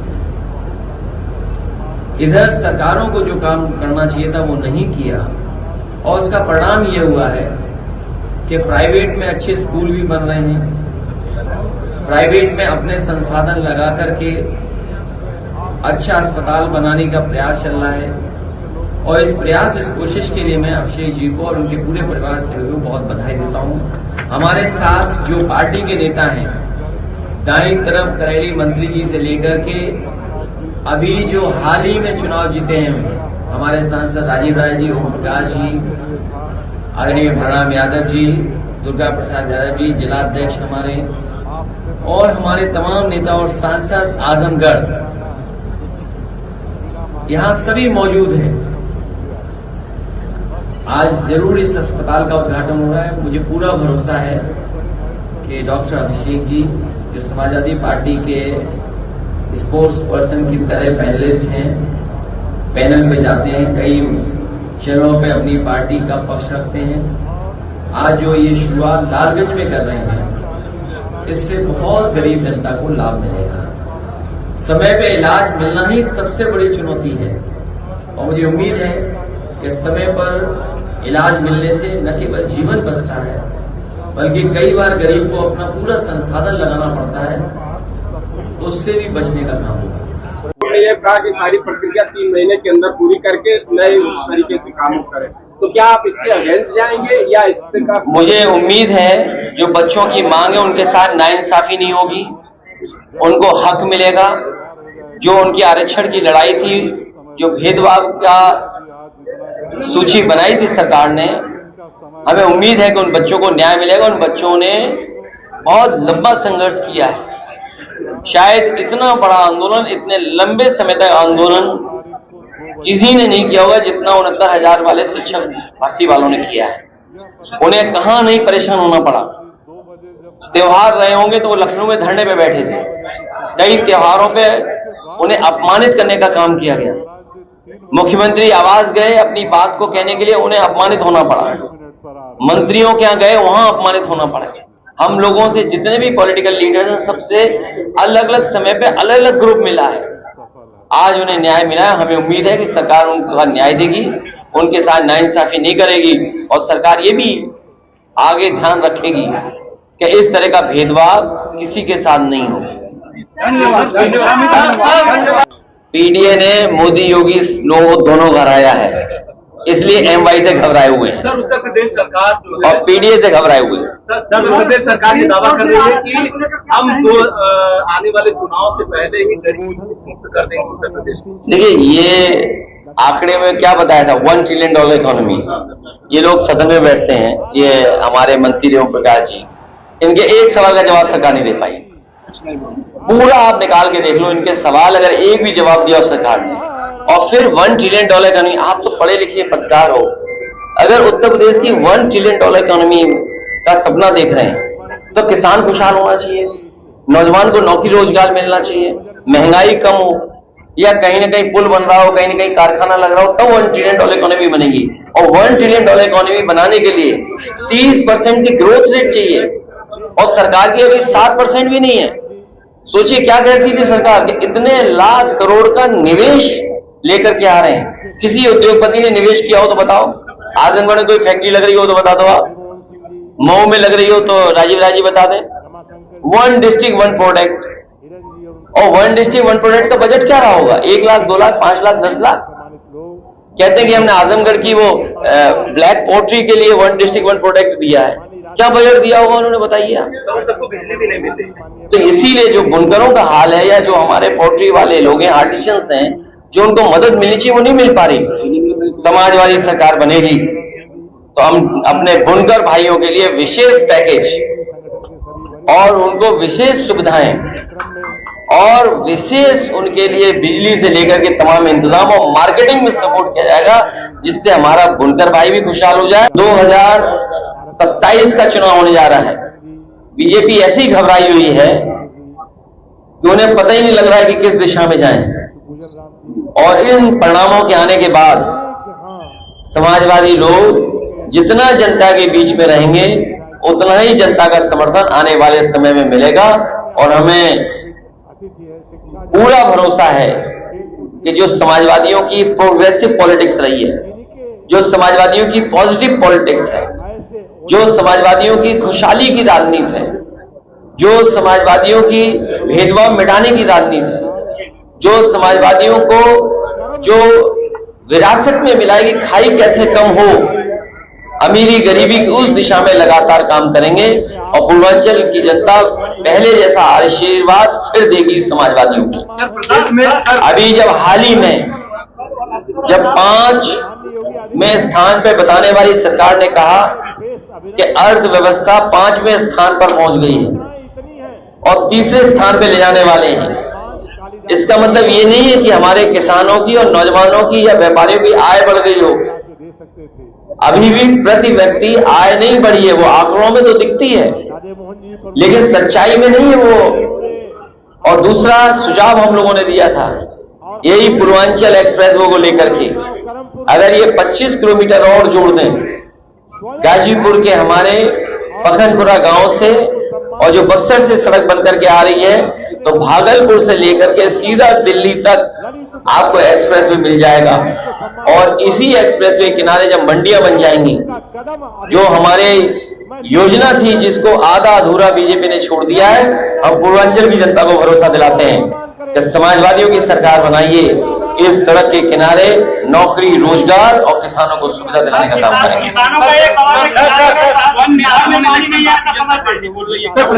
आपको तो समझ लेना चाहिए, जो लोग कह रहे हैं 1 नेशन 1 इलेक्शन, कई प्रदेशों का चुनाव नहीं करा पा रहे। और आप सच्चाई पता करना, उत्तर प्रदेश की सरकार, मुख्यमंत्री तो तैयार थे अभी से चुनाव में जाने के लिए, चुनाव ही नहीं घोषित हुआ, तो वो जो तैयारी कर रहे थे ट्रांसफर कर करके, और सोचिए क्या ट्रांसफर कर रहे हैं, एमवाई ढूंढ रहे हैं कि अगर उन्हें एमवाई दिख जाए तो उसका ट्रांसफर कर दें। पीडीए ने एमवाई को हराया है। अब आप पूछोगे एमवाई क्या है? दिल्ली वाले और लखनऊ वालों को हराया है पीडीए ने। और सोचिए आप, बगल में प्रधानमंत्री जी का क्षेत्र है बनारस, गंगा एक्सप्रेसवे चल रहा है, मेरठ से प्रयागराज चला जा रहा है। और ये जो हमारा नोएडा से आगरा लखनऊ एक्सप्रेसवे से पूर्वांचल एक्सप्रेसवे चल रहा है, वो गाजीपुर होकर के बिहार चला जा रहा है, लेकिन अभी तक प्रधानमंत्री का क्षेत्र नहीं जुड़ा। बताइए आप, तो आप खुद समझ सकते हो कि उनके अंदर भी तालमेल ठीक नहीं चल रहा है।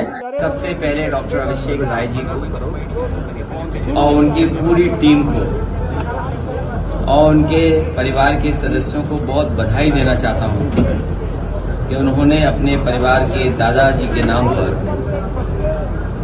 ये हॉस्पिटल शुरू कर रहे हैं, जहां गरीब को इलाज के लिए कई बार समय पर अस्पताल नहीं मिलता है और सही समय पर अगर इलाज मिल जाए तो गरीब को कहीं और दूसरे अस्पताल में नहीं जाना पड़ेगा। मैं अभिषेक राय जी को बधाई देता हूं।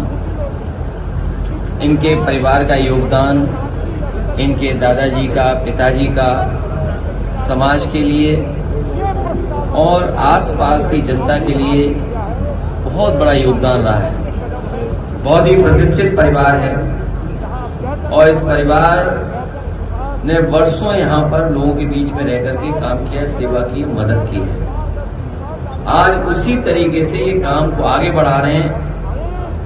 प्रोफेशनली डॉक्टर हैं, कम से कम हिम्मत जुटा रहे हैं एक अच्छा अस्पताल खोलने के लिए।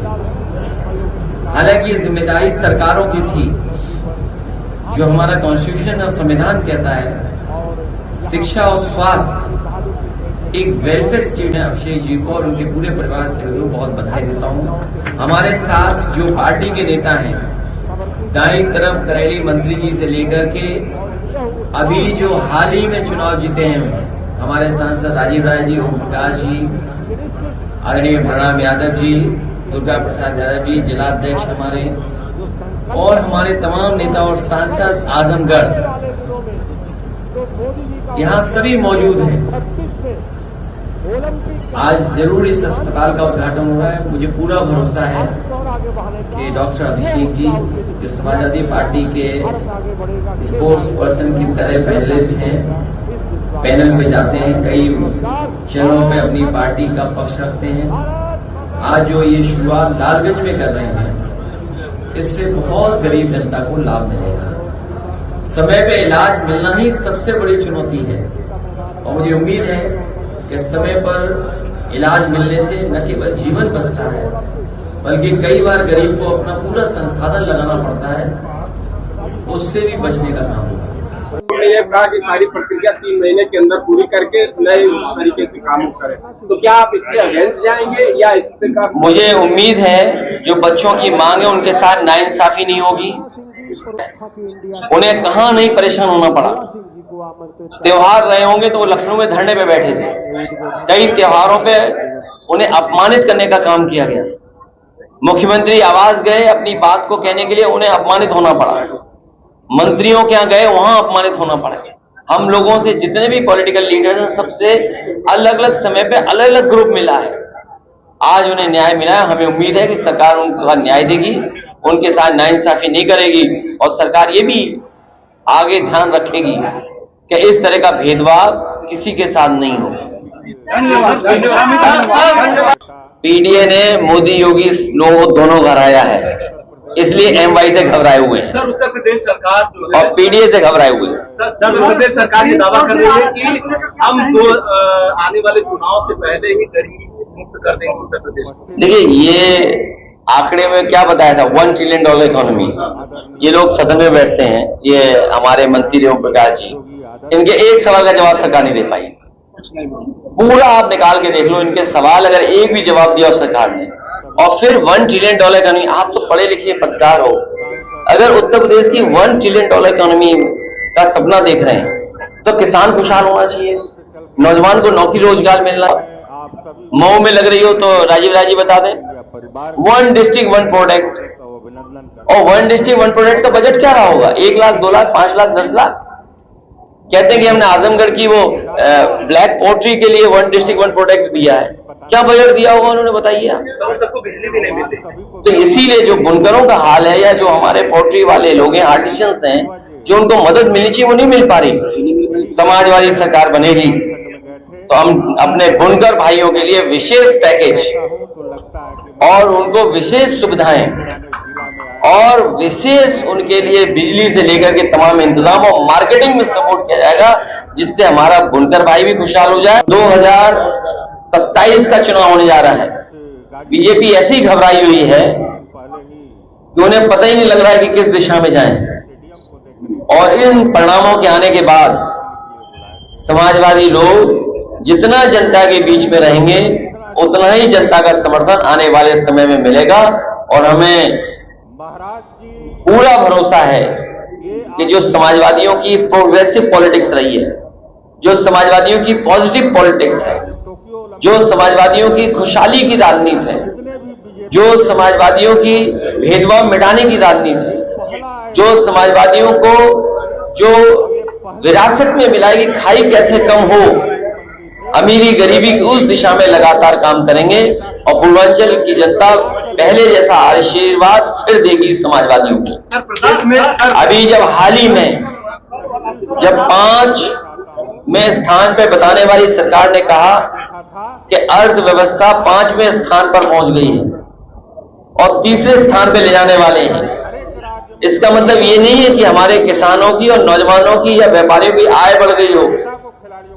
अभी भी प्रति व्यक्ति आय नहीं बढ़ी है, वो आंकड़ों में तो दिखती है लेकिन सच्चाई में नहीं है वो। और दूसरा सुझाव हम लोगों ने दिया था यही पूर्वांचल एक्सप्रेसवे को लेकर के, अगर ये 25 किलोमीटर और जोड़ दें गाजीपुर के हमारे पखनपुरा गांव से और जो बक्सर से सड़क बनकर के आ रही है, तो भागलपुर से लेकर के सीधा दिल्ली तक आपको एक्सप्रेसवे मिल जाएगा। और इसी एक्सप्रेसवे किनारे जब मंडियां बन जाएंगी, जो हमारे योजना थी जिसको आधा अधूरा बीजेपी ने छोड़ दिया है, हम पूर्वांचल की जनता को भरोसा दिलाते हैं कि समाजवादियों की सरकार बनाइए, इस सड़क के किनारे नौकरी, रोजगार और किसानों को सुविधा दिलाने का काम करेंगे।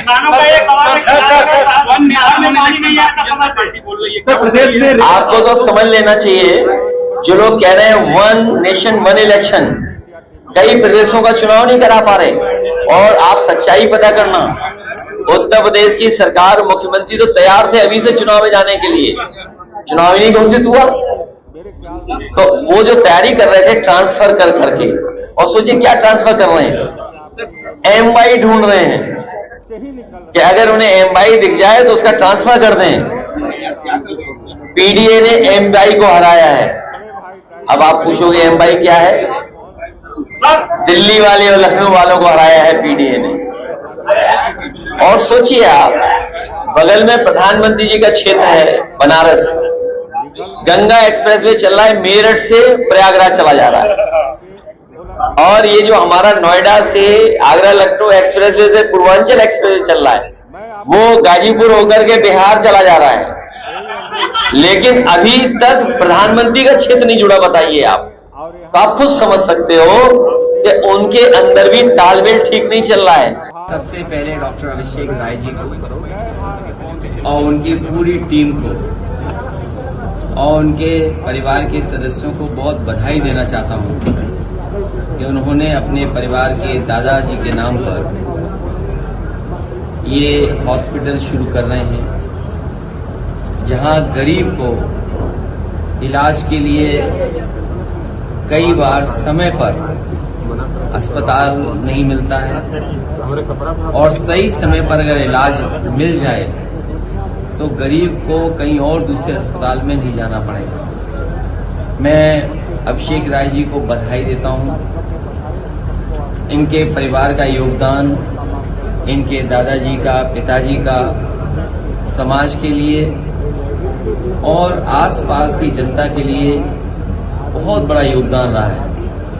बहुत ही प्रतिष्ठित परिवार है और इस परिवार ने वर्षों यहाँ पर लोगों के बीच में रह करके काम किया, सेवा की, मदद की है। आज उसी तरीके से ये काम को आगे बढ़ा रहे हैं। प्रोफेशनली डॉक्टर हैं, कम से कम हिम्मत जुटा रहे हैं एक अच्छा अस्पताल खोलने के लिए। हालांकि ये जिम्मेदारी सरकारों की थी।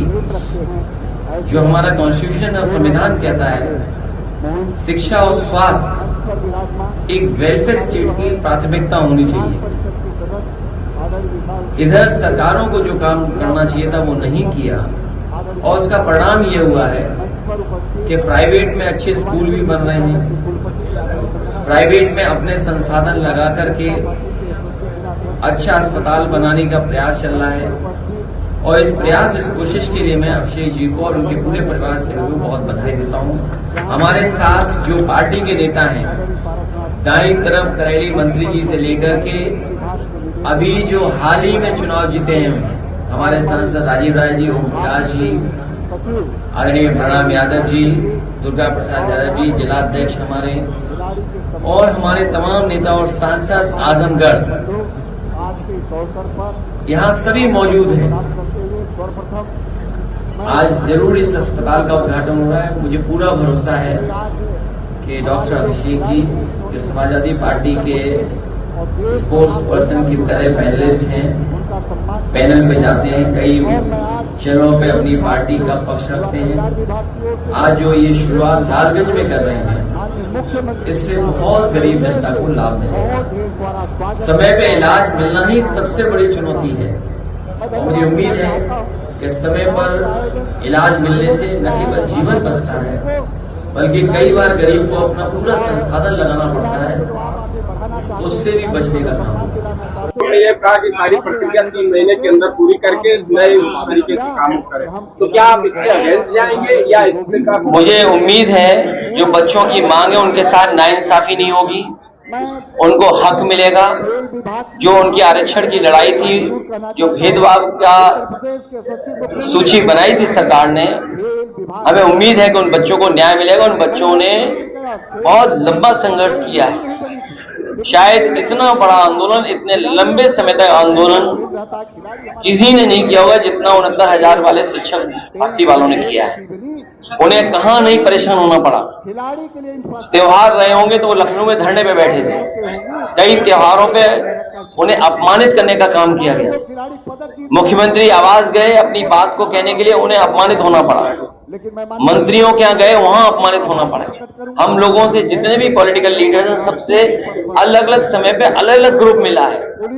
आज उन्हें न्याय मिला है। हमें उम्मीद है कि सरकार उनका न्याय देगी, उनके साथ नाइंसाफी नहीं करेगी, और सरकार ये भी आगे ध्यान रखेगी कि इस तरह का भेदभाव किसी के साथ नहीं हो। पीडीए ने मोदी योगी लोगों दोनों हराया है, इसलिए एमवाई से घबराए हुए हैं उत्तर प्रदेश सरकार और पीडीए से घबराए हुए हैं। उत्तर प्रदेश सरकार ये दावा कर रही है कि हम आने वाले चुनाव से पहले ही गरीबी मुक्त कर देंगे उत्तर प्रदेश। देखिए, ये आंकड़े में क्या बताया था, $1 ट्रिलियन इकोनॉमी। ये लोग सदन में बैठते हैं, ये हमारे मंत्री ओम प्रकाश जी, इनके एक सवाल का जवाब सरकार नहीं दे पाई।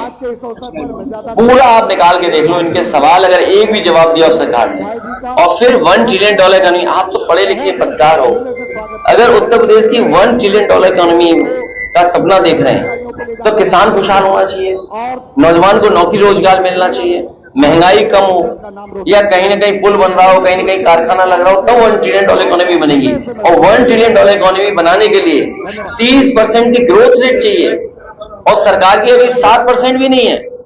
सोचिए क्या कहती थी सरकार कि इतने लाख करोड़ का निवेश लेकर के आ रहे हैं। किसी उद्योगपति ने निवेश किया हो तो बताओ, आजमगढ़ में कोई फैक्ट्री लग रही हो तो बता दो, आप मऊ में लग रही हो तो राजीव राय जी बता दें। 1 डिस्ट्रिक्ट 1 प्रोडक्ट, और 1 डिस्ट्रिक्ट 1 प्रोडक्ट का बजट क्या रहा होगा? 1 लाख, 2 लाख, 5 लाख, 10 लाख। कहते हैं कि हमने आजमगढ़ की वो ब्लैक पोट्री के लिए 1 डिस्ट्रिक्ट 1 प्रोडक्ट दिया है, क्या बजट दिया होगा उन्होंने, बताइए आप। तो इसीलिए जो बुनकरों का हाल है, या जो हमारे पोट्री वाले लोग हैं, आर्टिशियंस हैं, जो उनको मदद मिलनी चाहिए वो नहीं मिल पा रही। समाजवादी सरकार बनेगी तो हम अपने बुनकर भाइयों के लिए विशेष पैकेज और उनको विशेष सुविधाएं और विशेष उनके लिए बिजली से लेकर के तमाम इंतजाम और मार्केटिंग में सपोर्ट किया जाएगा, जिससे हमारा बुनकर भाई भी खुशहाल हो जाए। 2027 का चुनाव होने जा रहा है। बीजेपी ऐसी घबराई हुई है कि उन्हें पता ही नहीं लग रहा है कि किस दिशा में जाएं। और इन परिणामों के आने के बाद समाजवादी लोग जितना जनता के बीच में रहेंगे उतना ही जनता का समर्थन आने वाले समय में मिलेगा। और हमें पूरा भरोसा है कि जो समाजवादियों की प्रोग्रेसिव पॉलिटिक्स रही है, जो समाजवादियों की पॉजिटिव पॉलिटिक्स है, जो समाजवादियों की खुशहाली की राजनीति है, जो समाजवादियों की भेदभाव मिटाने की राजनीति है, जो समाजवादियों को जो विरासत में मिला कि खाई कैसे कम हो, अमीरी गरीबी की उस दिशा में लगातार काम करेंगे। और पूर्वांचल की जनता पहले जैसा आशीर्वाद फिर देगी समाजवादियों को। अभी जब हाल ही में जब 5वें स्थान पर बताने वाली सरकार ने कहा कि अर्थव्यवस्था 5वें स्थान पर पहुंच गई है और 3रे स्थान पर ले जाने वाले हैं, इसका मतलब ये नहीं है कि हमारे किसानों की और नौजवानों की या व्यापारियों की आय बढ़ गई हो। अभी भी प्रति व्यक्ति आय नहीं बढ़ी है, वो आंकड़ों में तो दिखती है लेकिन सच्चाई में नहीं है वो। और दूसरा सुझाव हम लोगों ने दिया था यही पूर्वांचल एक्सप्रेसवे को लेकर के, अगर ये 25 किलोमीटर और जोड़ दें गाजीपुर के हमारे पखनपुरा गांव से और जो बक्सर से सड़क बनकर के आ रही है, तो भागलपुर से लेकर के सीधा दिल्ली तक आपको एक्सप्रेसवे मिल जाएगा। और इसी एक्सप्रेसवे किनारे जब मंडियां बन जाएंगी, जो हमारे योजना थी जिसको आधा अधूरा बीजेपी ने छोड़ दिया है, हम पूर्वांचल की जनता को भरोसा दिलाते हैं कि समाजवादी का क्षेत्र है बनारस, गंगा एक्सप्रेसवे चल रहा है, मेरठ से प्रयागराज चला जा रहा है।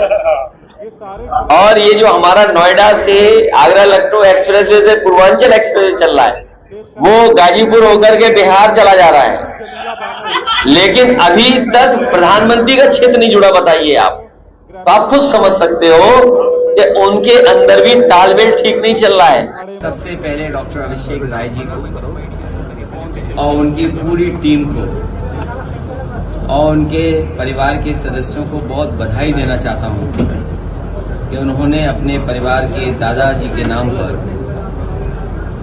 ये हॉस्पिटल शुरू कर रहे हैं, जहां गरीब को इलाज के लिए कई बार समय पर अस्पताल नहीं मिलता है और सही समय पर अगर इलाज मिल जाए तो गरीब को कहीं और दूसरे अस्पताल में नहीं जाना पड़ेगा।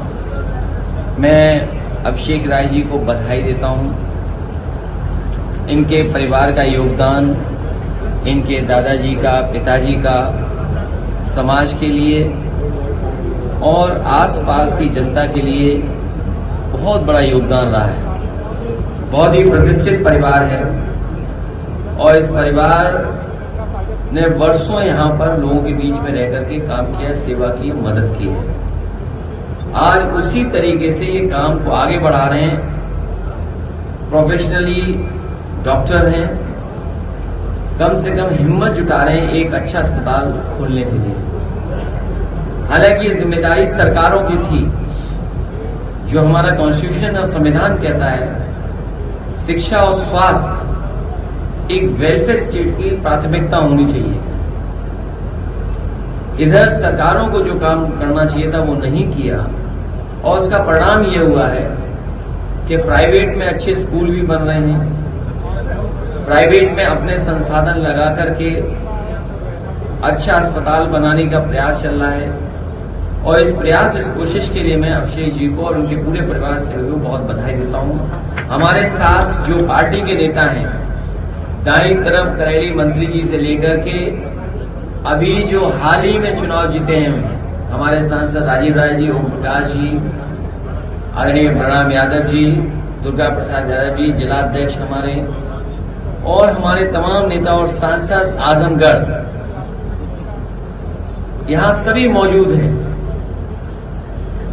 आज जरूर इस अस्पताल का उद्घाटन हो रहा है। मुझे पूरा भरोसा है कि डॉक्टर अभिषेक जी जो समाजवादी पार्टी के स्पोर्ट्स पर्सन की तरह पैनलिस्ट हैं, पैनल पे जाते हैं, कई चैनलों पे अपनी पार्टी का पक्ष रखते हैं, आज जो ये शुरुआत लालगंज में कर रहे हैं इससे बहुत गरीब जनता को लाभ मिलेगा। समय पे इलाज मिलना ही सबसे बड़ी चुनौती है और मुझे उम्मीद है कि समय पर इलाज मिलने से न केवल जीवन बचता है, बल्कि कई बार गरीब को अपना पूरा संसाधन लगाना पड़ता है, उससे भी बचने का काम होगा। उन्होंने ये कहा कि सारी प्रक्रिया 3 महीने के अंदर पूरी करके नए तरीके से काम करें, तो क्या आप इसके अगेंस्ट